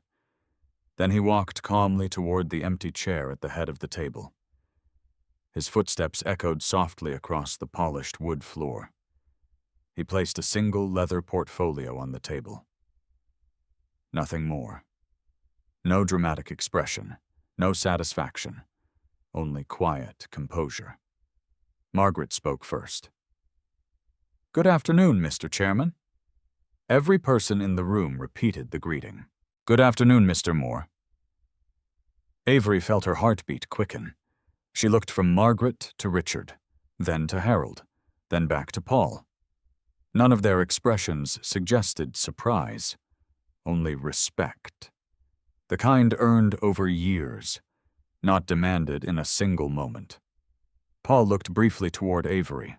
His expression remained exactly the same as it had every morning when he opened the Escalade's passenger door. Calm, steady, respectful. Then he took his seat, the chairman's seat, and without raising his voice, he opened the leather portfolio before him. "Thank you all for coming." The room became perfectly still, because every person present already knew whose meeting this truly was. Only Avery and Logan were hearing his real voice for the first time. Part 10. No one spoke for several long seconds. The silence inside the boardroom carried more weight than any dramatic announcement could have. Avery stared at Paul. The familiar face remained unchanged. The same calm eyes, the same measured posture, the same quiet expression she had seen every weekday morning for years. Only the room around him had changed. Or perhaps it had always been this way. She simply had never been invited to see it. Paul rested both hands lightly on the conference table. "Please." His voice remained even. "Have a seat." Everyone obeyed immediately. Board members settled into their chairs. Attorneys reopened leather portfolios. Financial analysts activated laptop screens. Only Avery hesitated before slowly sitting down. Logan remained standing another moment. He looked from Paul to Richard Bennett, then to Margaret Ellis. Finally, he lowered himself into his chair without saying a word. Paul noticed everything. Not because he searched for weakness. Years of leadership had trained him to observe small changes before larger ones became visible. A tightened jaw, a delayed reaction. eyes searching for exits instead of answers. Those details often revealed far more than speeches. Margaret stood first. For the record, this meeting concerns 3 related matters. She opened a binder. First, the completion of Moore Capital Holdings corporate consolidation. She turned one page. Second, the independent audit involving Avery Commercial Realty Group, another page. And third, future ownership and financing of Riverside Exchange. No one interrupted. Harold Whitaker adjusted his glasses. The audit findings directly affect all 3 subjects. Paul nodded once. Proceed. Harold connected his laptop to the large presentation screen. A simple title appeared. Independent Financial Review. No dramatic graphics. Only facts. He spoke calmly. 3 weeks ago, our committee received requests to verify consulting expenses associated with Riverside Exchange. The first chart appeared. 37 consulting invoices. 9 consulting companies. Payments totaling $18.4 million. Avery frowned immediately. I've never seen those totals. Harold answered without emotion. Most executives had not. Another slide appeared. 9 company names. Beneath each appeared identical mailing addresses highlighted in yellow. The room remained silent. Harold continued. Our investigation determined that all 9 consulting firms shared mailing facilities located inside the same office complex. Another slide. The registered offices consisted of rented mailboxes. No employees, no operational history, no tax filings indicating legitimate consulting activity. Avery leaned forward. That's impossible. Harold looked directly at her. We verified each registration independently. He clicked again. Bank transfers appeared on the screen. Colored lines connected company accounts. Money moved from Avery Commercial Realty, through consulting firms, into several intermediary accounts, then into one final account. Harold allowed several seconds to pass. The final destination account belongs to Pierce Strategic Advisors. Every eye turned toward Logan. His expression remained controlled. Almost. He spoke carefully. There must be some misunderstanding. Harold answered immediately. The account ownership has already been confirmed through subpoena. Logan looked toward Avery. I've never hidden my consulting company. Harold nodded. We know. Another slide appeared. Signature comparisons. 37 invoices. 37 authorization approvals, each signed by Logan Pierce. Avery looked stunned. She turned toward him. Logan. He raised both hands. I can explain. Paul remained completely silent. He neither accused nor interrupted. Truth spoke most clearly when left alone. Harold continued. The audit committee also examined electronic approval records. Another chart. Every financial authorization, every password login, every approval timestamp, all traced directly to Logan's executive credentials. Avery whispered, You told me those invoices were routine. They were. Logan forced another smile. They supported negotiations. Harold calmly shook his head. We contacted every listed consultant. He paused. None of them exist. The room became perfectly still again. Margaret quietly distributed additional folders. Each contained copies of supporting evidence, bank confirmations, corporate registrations, federal tax records, independent forensic analysis. Nothing depended upon opinion. Everything rested upon documentation. Avery slowly turned pages with trembling hands. Every document confirmed the previous one. Every page removed another possible explanation. Paul watched only her, not Logan, not the attorneys, not the auditors. His concern had always centered on Avery, because despite everything, she had built her company honestly.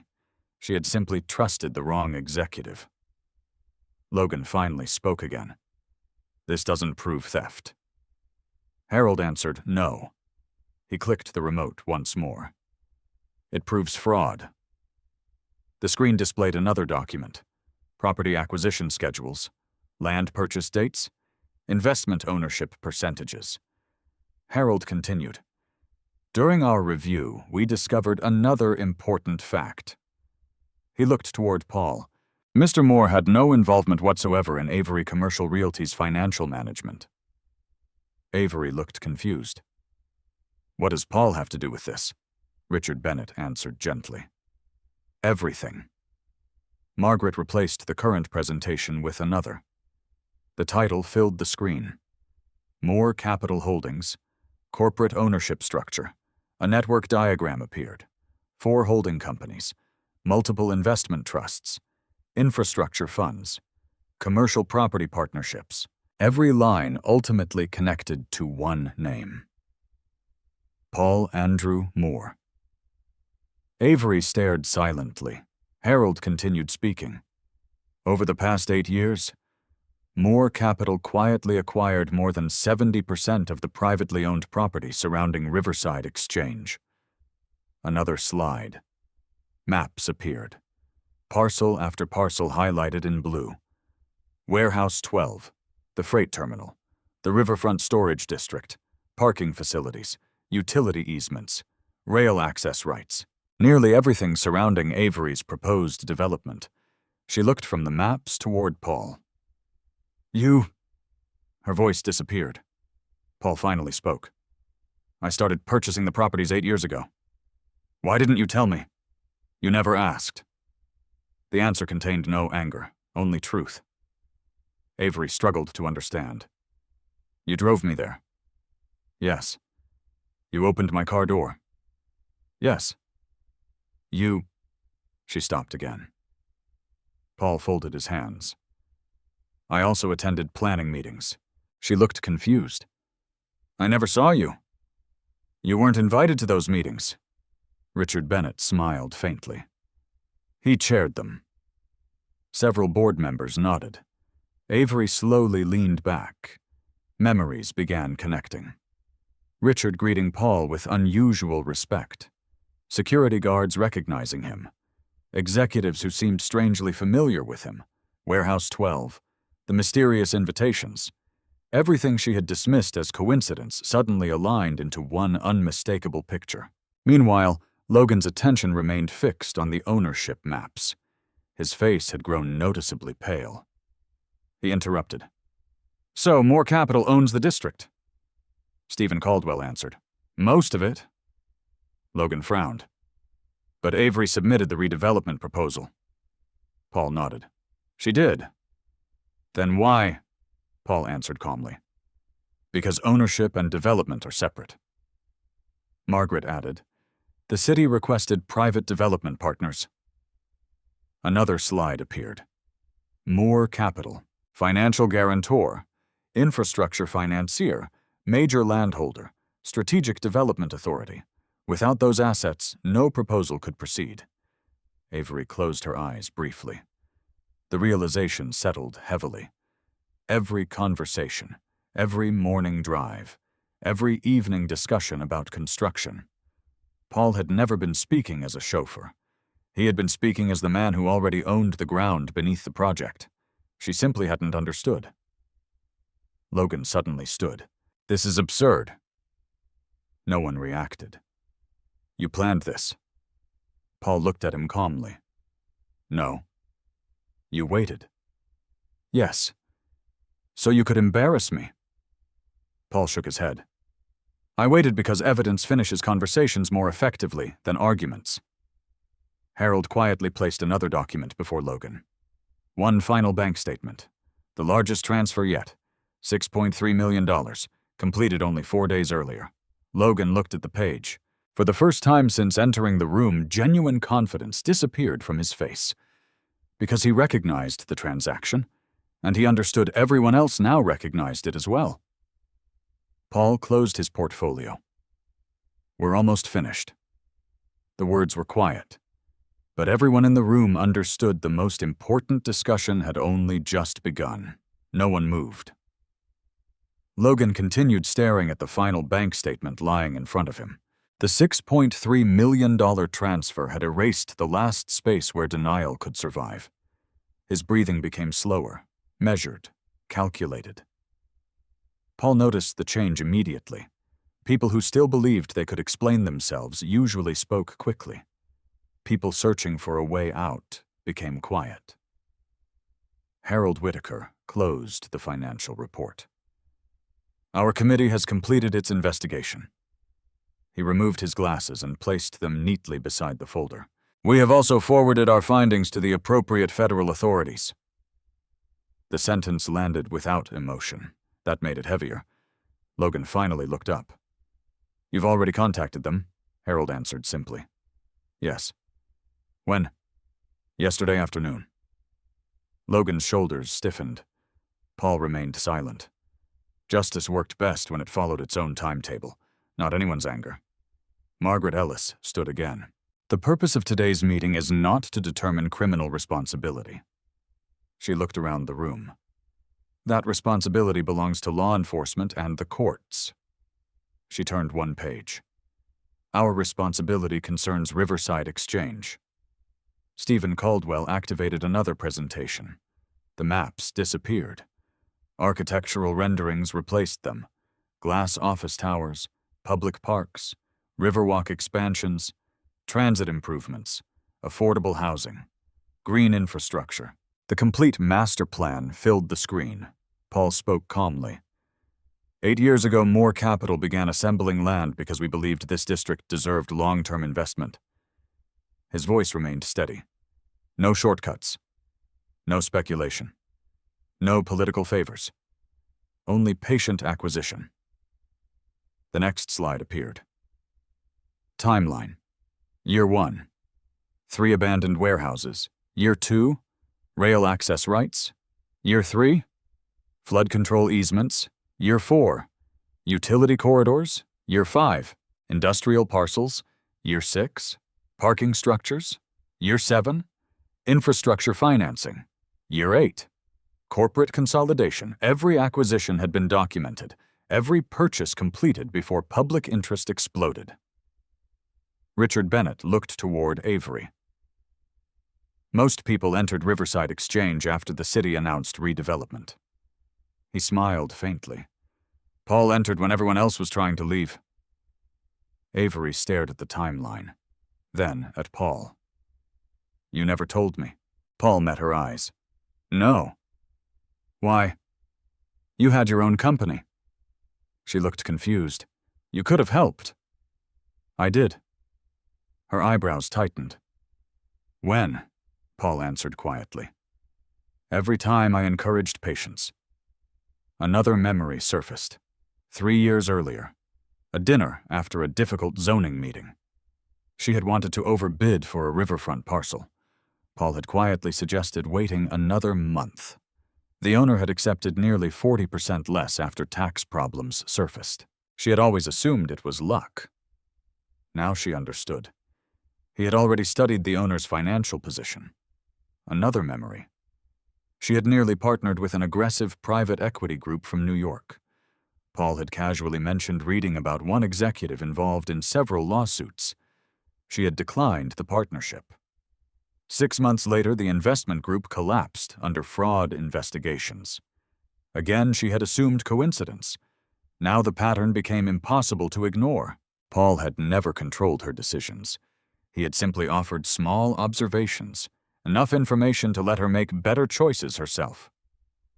Across the room, Logan interrupted. So what happens now? Paul turned toward him. To Riverside Exchange. To all of this. Paul folded his hands. The city will continue selecting qualified development partners. Stephen Caldwell continued the explanation. More Capital owns the majority of the required land. We also secured transportation funding, the infrastructure bonds, the environmental remediation, the utility modernization. Each statement was supported by another document, another signed agreement, another completed approval. Nothing remained theoretical. Everything already existed. Avery spoke quietly. So, my proposal, Paul answered before anyone else could. Your proposal remains strong.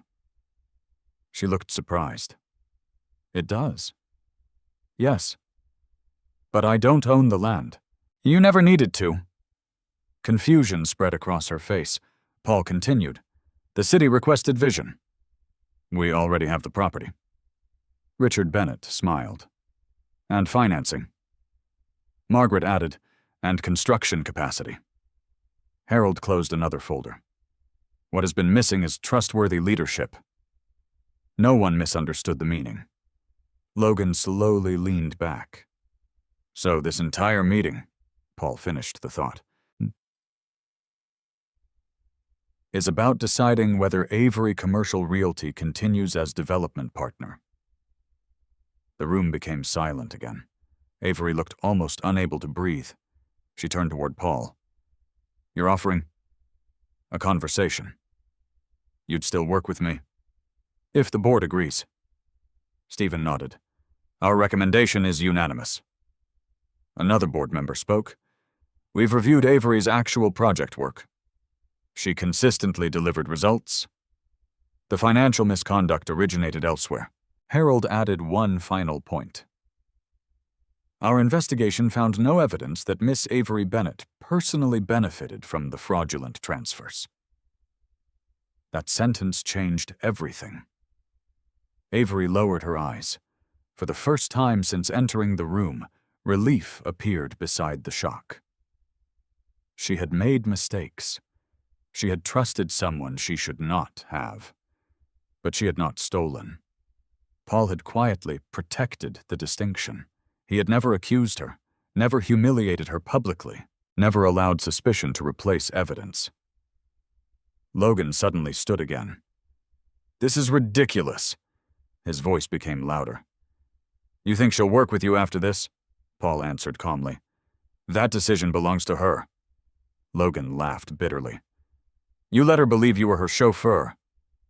I was. No. You were pretending. Paul shook his head. I drove her every day. I opened every door. I waited outside every meeting. None of that was false. The room remained silent. Logan frowned. You hid who you were.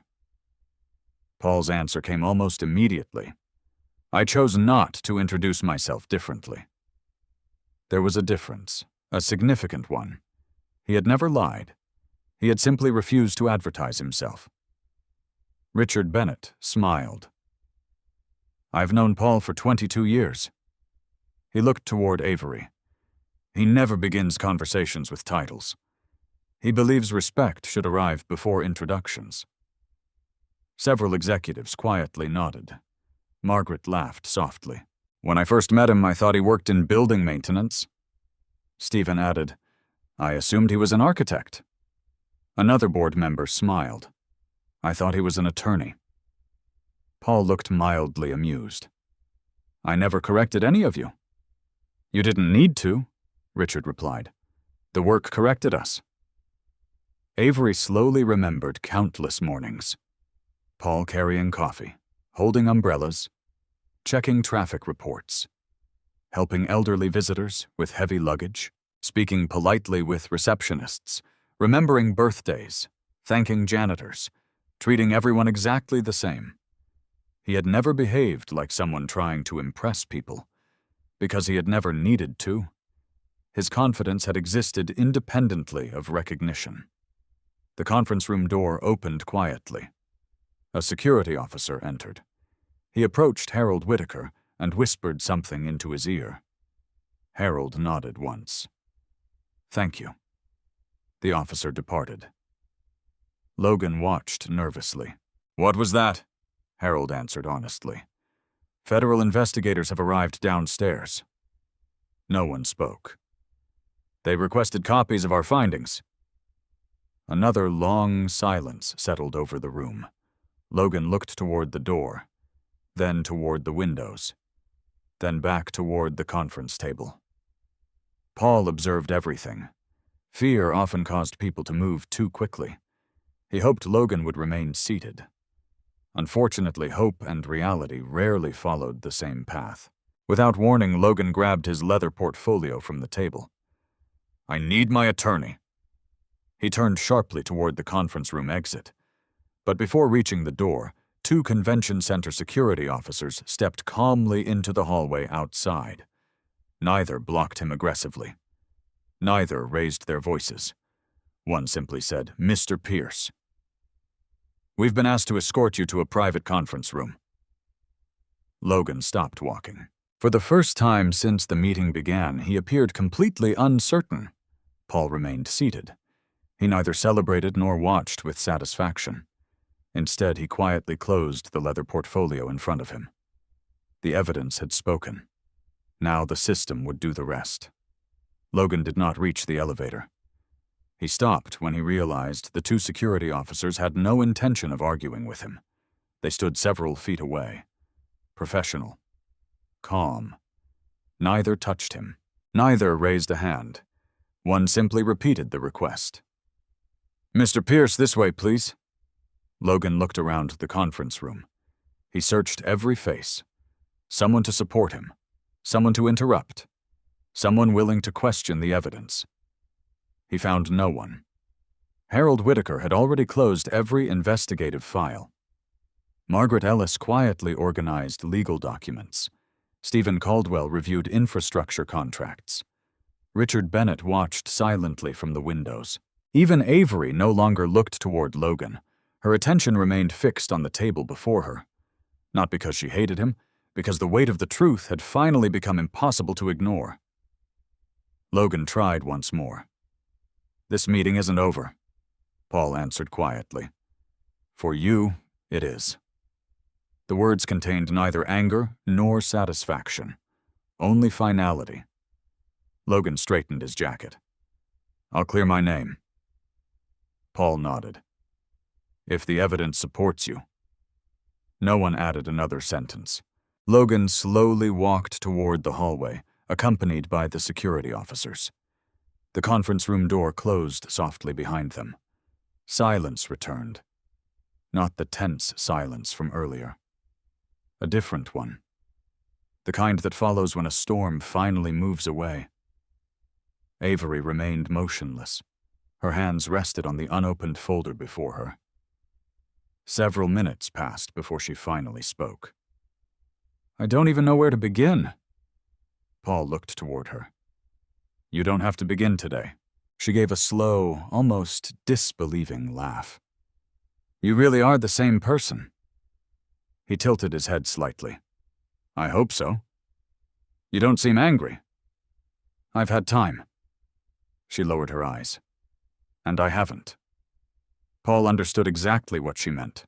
Shock never arrived all at once. It unfolded piece by piece, each memory returning with new meaning. Margaret quietly slid another folder across the table. "This contains our partnership proposal." Avery looked at it but made no move to open it. "I don't think I'm ready." "No one expects you to decide immediately." Paul leaned back slightly. "The offer will still exist tomorrow." She looked at him. "You trust me after everything?" "I trust the evidence." "You heard what Harold said. You were careless. But you weren't dishonest." The distinction mattered. To Paul, it always had. People made mistakes.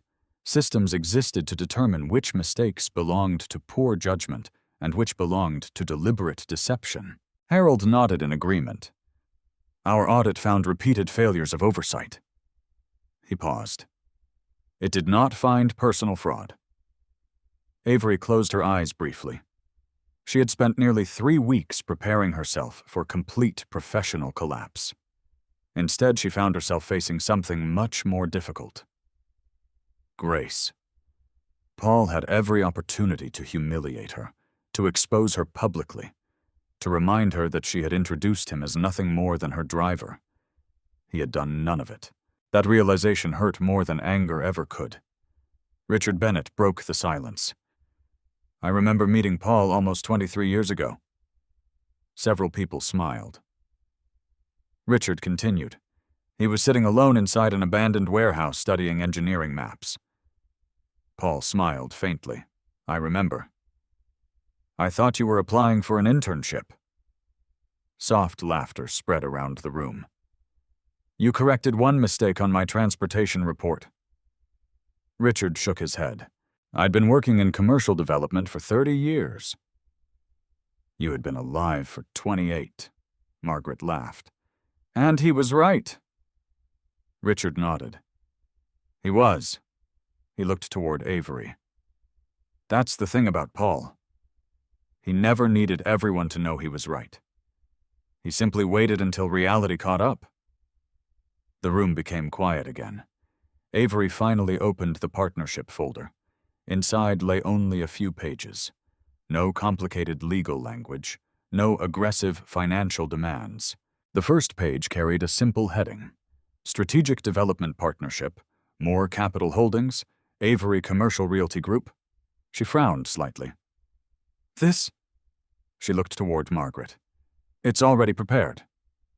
Margaret smiled. It has been for almost 6 months. Avery stared. 6 months, Paul answered. I asked them to prepare it. She looked genuinely confused. Before the audit? Yes. You already planned to work with me. I believed your company was the right development partner. She struggled to understand. But, Paul answered before she finished, I also believed someone inside your executive team was creating problems. So you investigated? No. Harold spoke instead.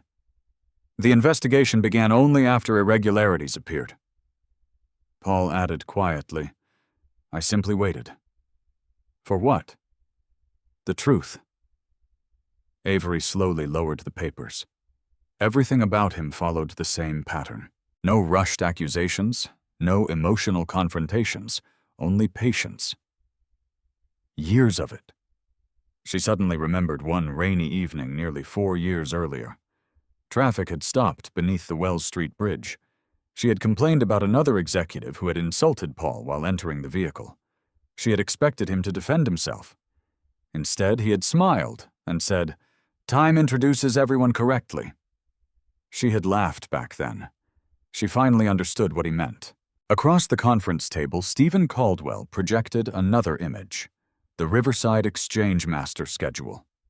Construction phases stretched across 7 years. Infrastructure, commercial space, residential neighborhoods, public transportation, schools, medical clinics, parks. The project would reshape nearly 200 acres of downtown Chicago.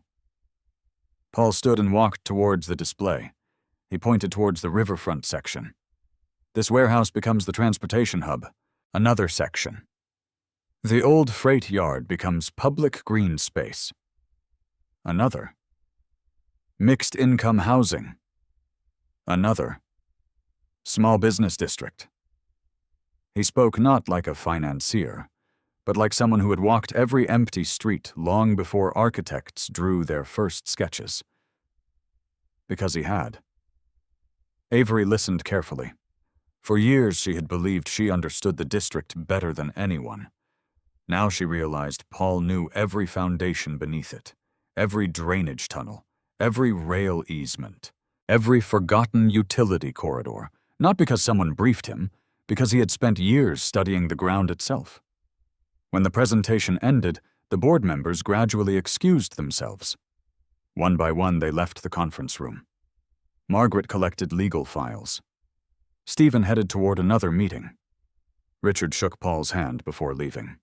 Call me tonight. I will. Soon, only 3 people remained.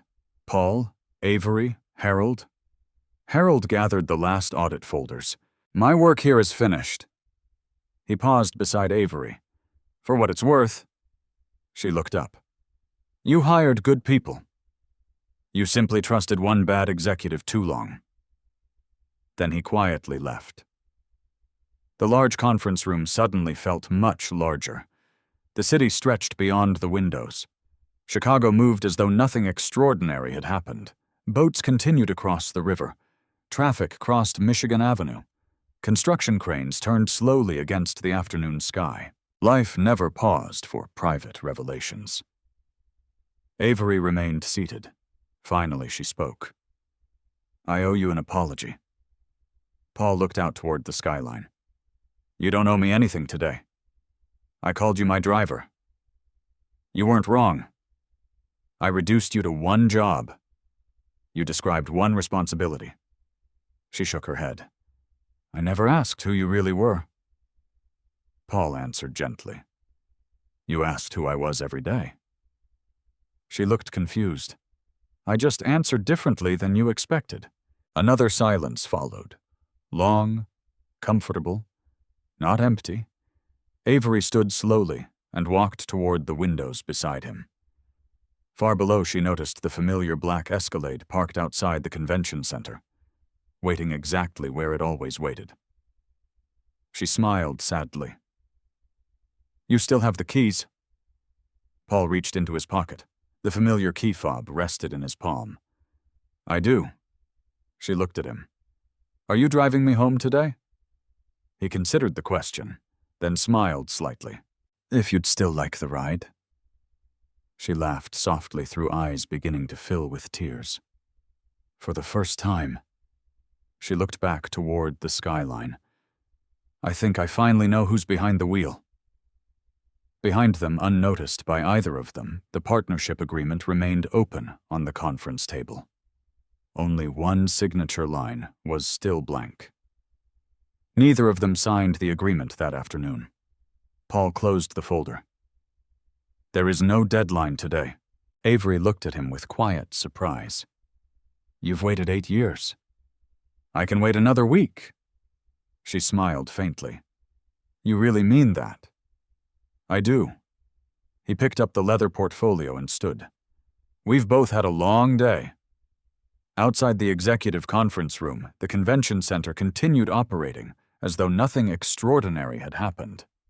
Developers negotiated contracts, architects discussed design revisions, investors compared projections over expensive coffee. No one downstairs yet understood that the ownership structure behind Riverside Exchange had fundamentally changed.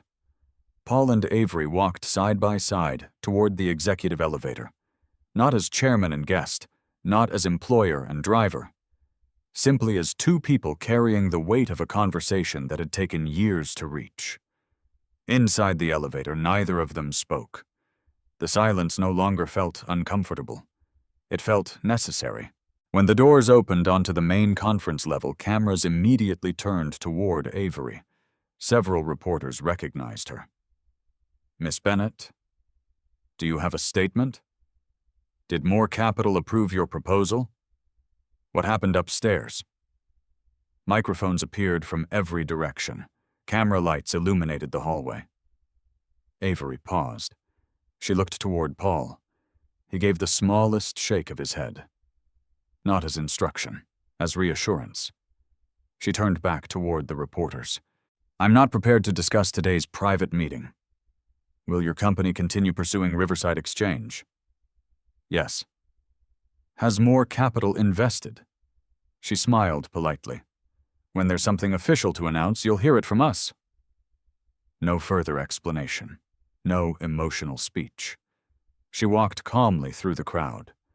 Paul remained several steps behind, exactly as he always had. One reporter glanced toward him. Sir, are you with more capital? Paul smiled politely. I'm here with Miss Bennett. Technically true. He continued walking. The reporter looked confused. Another photographer whispered, I think that's the chairman. The first reporter frowned. The driver? I'm telling you. He just came from executive level. Within minutes, rumors spread through the convention center. Nobody possessed the complete story. Some believed more capital had purchased Avery Commercial Realty. Others claimed Paul was a private investor. Still others insisted the quiet chauffeur had secretly been working as security. The truth sounded too unusual to become the first rumor people believed. Late that afternoon, the City Development Committee held its final public briefing. Developers, journalists, investors, and local officials filled the auditorium. Avery took her assigned seat near the front. Emily quietly joined her. You disappeared for 3 hours. I know. What happened? Avery looked toward the stage. I'll explain later. Emily noticed something different. Not excitement, not fear, perspective. Across the aisle, several seats remained empty. One belonged to Logan Pierce. His conference badge still rested neatly on the table where staff had collected abandoned materials. No announcement explained his absence. No one mentioned his name. The committee chairman approached the podium. Ladies and gentlemen, the City of Chicago appreciates every proposal submitted for Riverside Exchange. Architectural renderings appeared on enormous screens. The evaluation process considered design, financial stability, environmental responsibility, community impact. He continued for nearly 20 minutes. Finally, he reached the conclusion everyone had been waiting for. The committee has selected 2 organizations to enter final contract negotiations. The first company appeared, a national construction consortium, expected.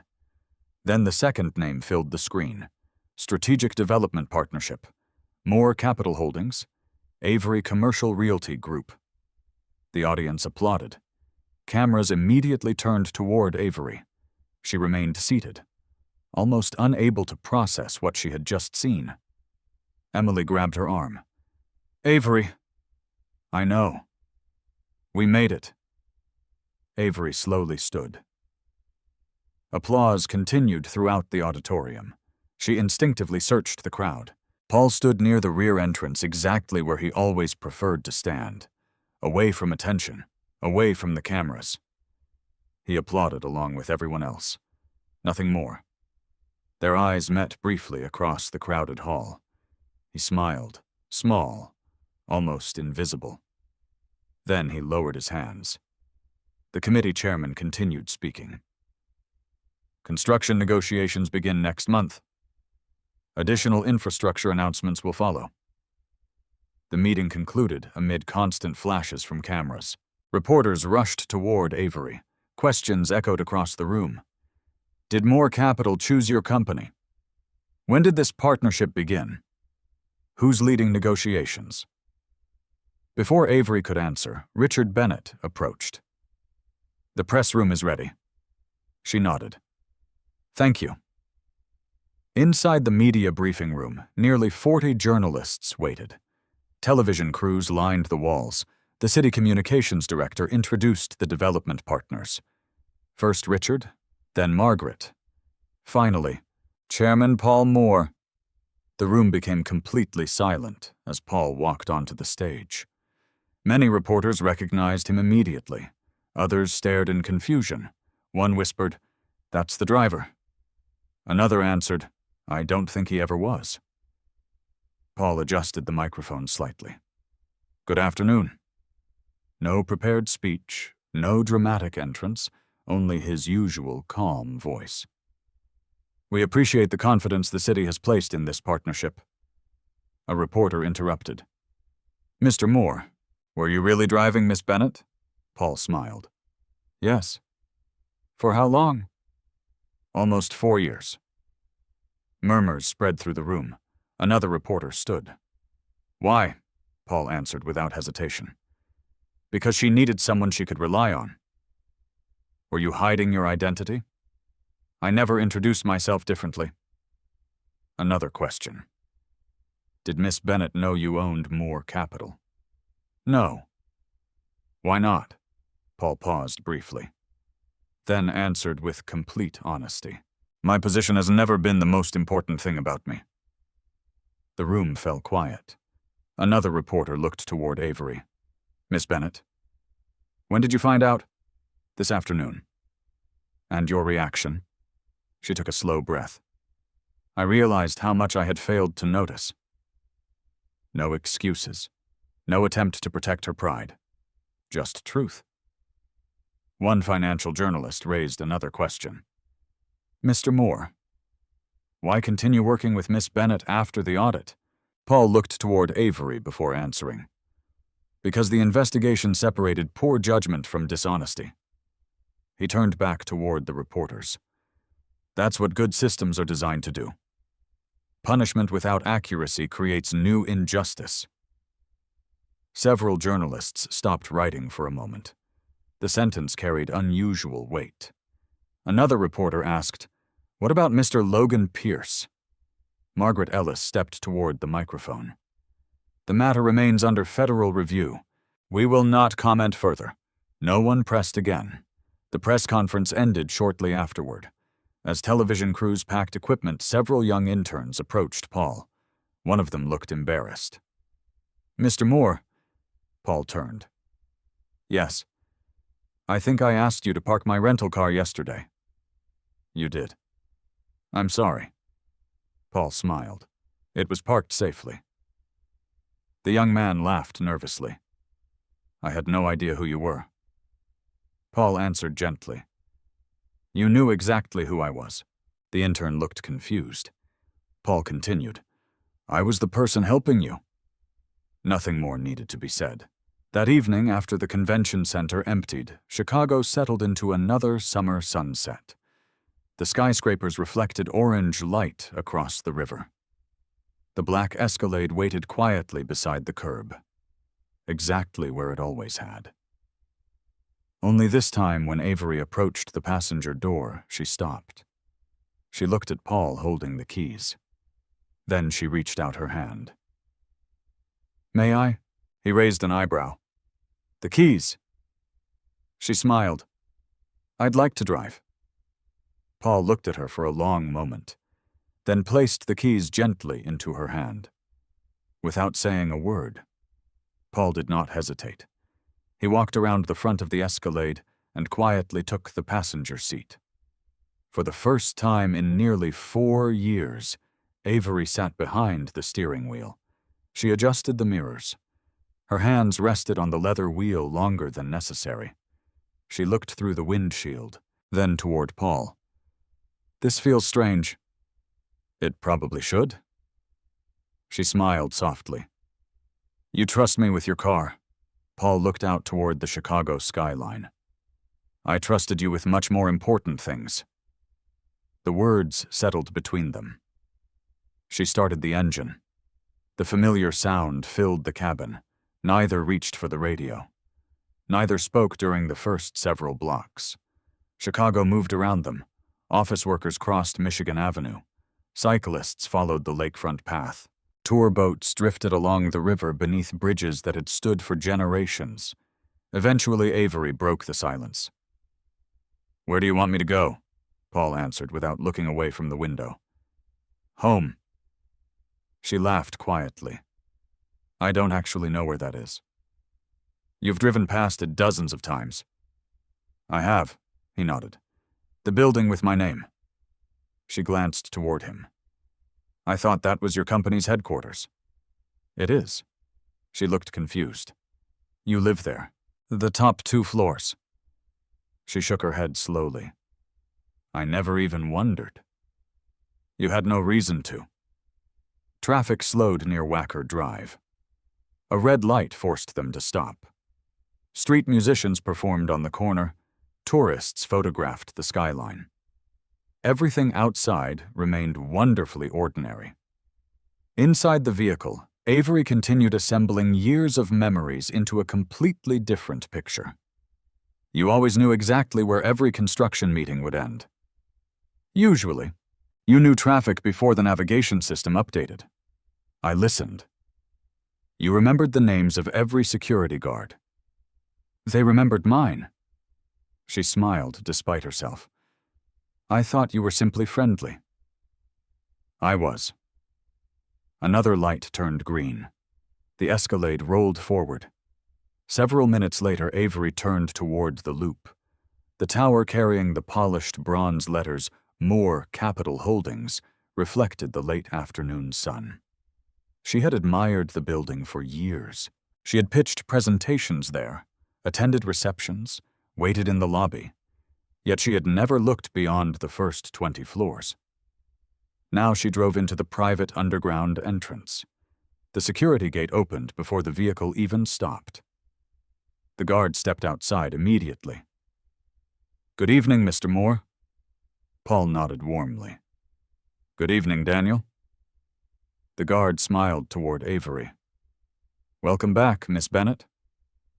She blinked. You know me. Daniel smiled. Mr. Moore talks about your projects quite often. She looked toward Paul. He simply shrugged. The elevator from the private garage required a security card. Paul tapped his badge. The doors opened silently. The elevator rose directly to the penthouse without stopping. No buttons. No intermediate floors. Only one destination. When the doors opened, Avery stood perfectly still. The residence occupied nearly the entire upper level. Glass walls overlooked Lake Michigan, the Chicago River, Navy Pier. The skyline stretched in every direction, yet nothing inside the apartment felt extravagant for the sake of appearance. Warm wood, bookshelves, architectural models, family photographs, original engineering drawings framed along one hallway. Everything reflected quiet purpose rather than display. Paul set his portfolio on a side table. Can I make you some coffee? She laughed. You're asking me. I usually do. She smiled. I suppose you do. He disappeared into the kitchen. Avery slowly walked through the living room. Photographs covered one wall. Not magazine covers, not award ceremonies. Family. An older couple standing beside a small grocery store. A teenage Paul holding construction blueprints. Graduation photographs. Workers gathered around completed bridges. Neighborhood ribbon cuttings. One framed newspaper clipping caught her attention. Local investor saves historic library from demolition. The article was nearly 15 years old. Another. Moore Foundation funds Children's Hospital Wing. Another. Scholarship program reaches 1,000 students. She realized something surprising. Very few articles focused on Paul himself. Almost every headline focused on projects, communities, schools, hospitals, bridges. He returned carrying 2 mugs. She accepted one. I've never seen any of this. I don't usually invite business associates home. She looked around again. Were we only business associates? He considered the question. For a while. She lowered her eyes. I wasn't a very good wife. He did not answer immediately. Instead, he walked toward the enormous windows overlooking the city. The silence allowed her words to exist without interruption. Finally, he spoke. You were ambitious. I was distracted. Sometimes. I stopped seeing you. Paul nodded slightly. Yes. She walked beside him.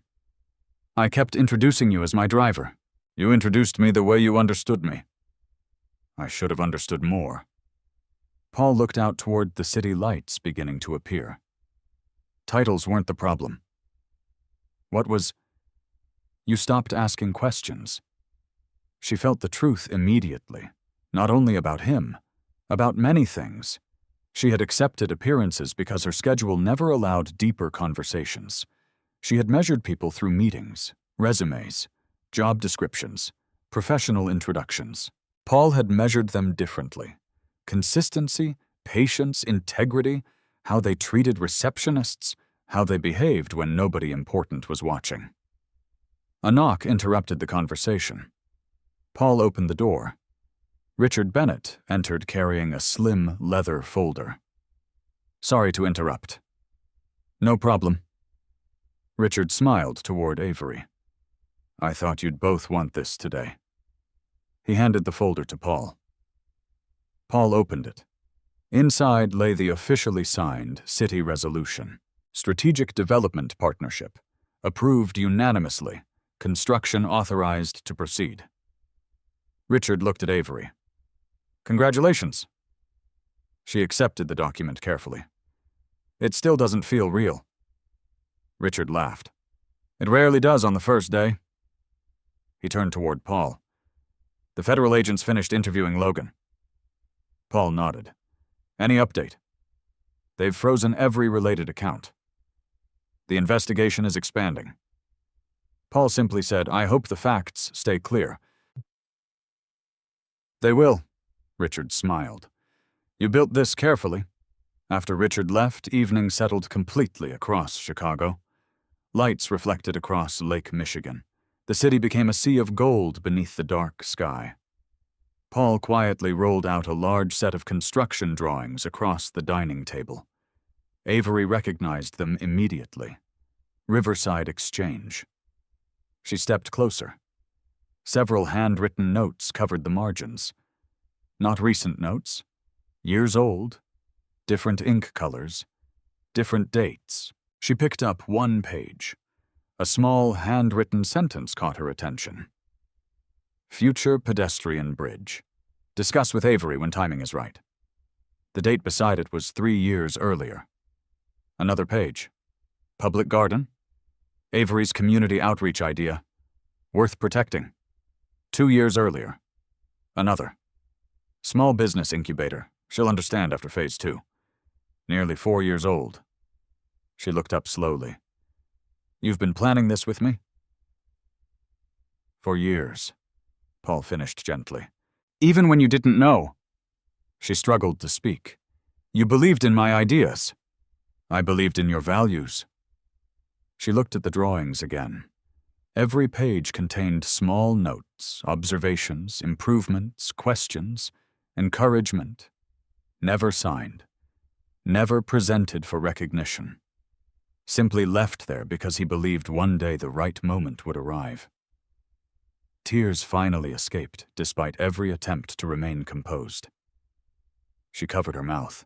I spent years thinking I was building this project alone. Paul folded the drawings carefully. You never were. Outside, the illuminated letters on the neighboring tower reflected across the windows. More. For years, Avery had seen only a company name. Tonight, for the first time, she understood it represented something much larger than ownership. It represented a man who had quietly built foundations long before anyone noticed the building standing above them. 6 months later, Riverside Exchange no longer looked abandoned. The rusted fences had disappeared. Old warehouses gave way to carefully planned construction zones. Tower cranes rose above the riverfront. Concrete foundations stretched across land that had once been dismissed as worthless. The transformation did not happen overnight. Neither had the decisions that made it possible. Every morning, workers wearing bright safety vests entered the site before sunrise. Electricians, surveyors, engineers, carpenters, heavy equipment operators. More than 1,800 people now earned a living from a project that had existed only on paper a year earlier. Paul arrived just after 6:30. He still preferred arriving before everyone else. The security guards greeted him by name. Construction foremen handed him updated progress reports. Architects waited for his approval before changing structural details. Yet his routine remained remarkably similar. He walked the site. He listened more than he spoke. He asked questions. He thanked workers individually. Many new employees never realized the quiet man wearing a simple navy construction jacket chaired the entire project. Until someone else quietly explained it. Across the river, Avery parked her own vehicle. She no longer waited for someone to open her door. She stepped onto the construction site, carrying rolled blueprints beneath one arm. The change had become obvious to everyone around her. She spoke less during meetings, listened longer, asked more questions before making decisions. Emily Sanders noticed it first. During one design review, an architect proposed removing a public playground to create additional retail space. Months earlier, Avery might have approved the change immediately. Now she studied the drawings for several minutes. Then she looked toward the community planning team. What did the neighborhood families request? The planner answered, the playground. Avery closed the retail proposal. Then the playground stays. Simple. Clear. No dramatic speech. Only priorities becoming visible through decisions. Emily smiled quietly. The lesson had remained. Late that morning, Paul and Avery stood together overlooking the Riverwalk construction. Workers poured concrete beneath bright autumn sunlight. Children from a nearby elementary school watched through temporary fencing during a supervised field trip. One little boy pointed toward the cranes. "I'm going to build those someday." His teacher smiled. "You'll have to study hard." Paul heard the conversation. He walked toward the group. The teacher recognized him immediately. "Good morning, Mr. Moore." "Good morning." The students stared curiously. One little girl asked, "Do you build buildings?" Paul smiled. "I help people build them." The children nodded, as though that answer made perfect sense. Before leaving, Paul handed the teacher several brochures. Not advertising, scholarship applications, more foundation construction education program. "For your 8th grade students?" She looked surprised. "Thank you." He nodded politely and returned to Avery. She watched the children excitedly reading the brochures. "How long have you funded that program?" "Almost 12 years. You never mentioned it." Paul smiled. "You never asked." She laughed softly. "I suppose that's becoming a familiar answer." "It is." The afternoon brought another board meeting, this time inside the nearly completed temporary headquarters overlooking the construction site. Large windows framed cranes moving across the skyline. Board members reviewed budgets, environmental reports, safety records. Everything progressed ahead of schedule. Stephen Caldwell closed the financial presentation. "We remain under budget." Richard Bennett added, "Community approval ratings are the highest of any major redevelopment project in the city." Margaret Ellis looked toward Paul. "One remaining item." She slid another folder across the conference table. Federal prosecutors had officially concluded their investigation. Logan Pierce accepted a plea agreement involving corporate fraud, wire fraud, and financial misconduct. Several shell companies had been dissolved. Misappropriated funds were being recovered through court-supervised asset liquidation. No appeals remained pending. Paul read the summary quietly, then closed the folder. No celebration, no satisfaction, only closure. Richard noticed. "I thought you'd have more to say." Paul looked toward the construction site outside. "The system worked." Richard smiled. "That's enough?" "It should be." Justice had never been about revenge, only restoration. Later that evening, Paul and Avery drove through downtown together. This time, Avery sat in the passenger seat. Paul drove. Not because either role mattered, because they had stopped assigning meaning to the seats. Traffic moved slowly beneath the glowing skyline. Avery looked out the window. "I've been thinking." Paul glanced briefly toward her. "About the first day we met." He smiled. "You spilled coffee on my jacket." She laughed. "You remember, it was excellent coffee. I offered to pay for the cleaning. You insisted. You refused." "I owned another jacket." She shook her head. "I thought you were just being polite." "I was." "You've always been exactly who you said you were." Paul nodded. "I tried. I just kept looking for something more complicated." She looked toward him. "I confuse titles with identity." The words stayed in the vehicle for several quiet seconds. Finally, Paul answered, "Most people do." She reached across the center console and gently took his hand. Not because cameras were watching, not because anyone expected it, simply because she wanted to. "I've been trying to earn your trust again." Paul looked ahead at the traffic light changing from red to green. "You are. You don't make it easy." He smiled faintly. "Trust shouldn't be easy." She squeezed his hand. "I know." They crossed the bridge overlooking Riverside Exchange. Construction lights illuminated the enormous project below. Hundreds of workers continued preparing tomorrow's concrete pours. The future city slowly rose from foundations that had been invisible only months earlier. Avery watched the lights stretching across the river. "You know something." "What?" "I used to think the most important part of a building was what everyone could see." Paul answered quietly. "The most important part is always underground." She smiled. "You planned that answer." "No. You've been living it." Back at home, life settled into a different rhythm. Some evenings they reviewed architectural drawings together. Other evenings they cooked dinner without discussing business at all. Sunday mornings became reserved for family visits, neighborhood walks, and breakfast at the small diner where they had eaten long before either of them carried executive titles. The staff still greeted Paul exactly the same way. "Morning, Paul. Your usual table." He always answered the same. "If it's available." Nothing about success changed those habits. One crisp October afternoon, they attended the official groundbreaking ceremony for the project's central civic plaza. The mayor delivered remarks. Community leaders thanked investors. Children from local schools buried a time capsule beneath the future public square. Inside the capsule, they placed photographs, letters, newspapers, architectural drawings. The final item came from Paul. A plain handwritten note folded once. No signature, only one sentence. "The strongest foundations are the ones nobody notices until everything else stands because of them." Years later, when workers eventually uncovered that time capsule, many people would read those words.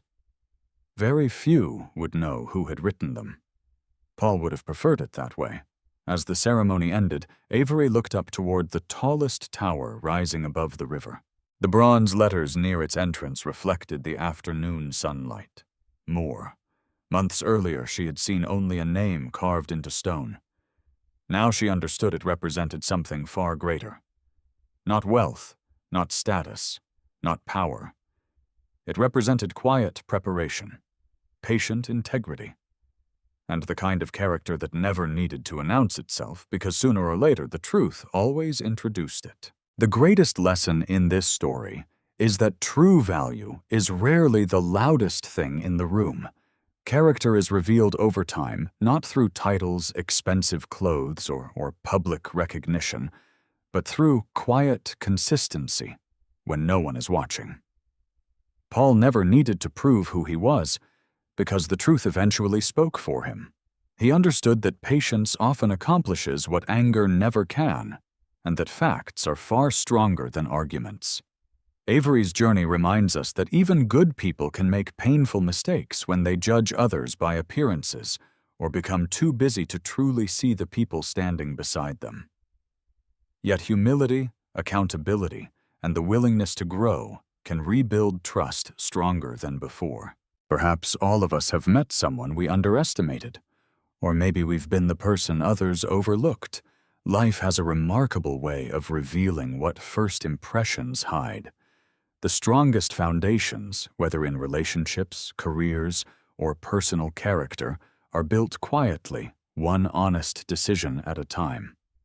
Long after applause fades and titles change, integrity remains the one investment that never loses its value. Now I'd love to hear from you. Have you ever been judged unfairly because of your appearance, your job, or your background? Or have you ever realized that you had completely misjudged someone? Share your experience in the comments below. Your story might encourage someone else who needs to hear it today. If this story touched your heart, don't forget to subscribe to the channel and turn on notifications. Tomorrow's story will reveal another unforgettable journey where patience, courage, and truth change lives in ways no one sees coming until the very end.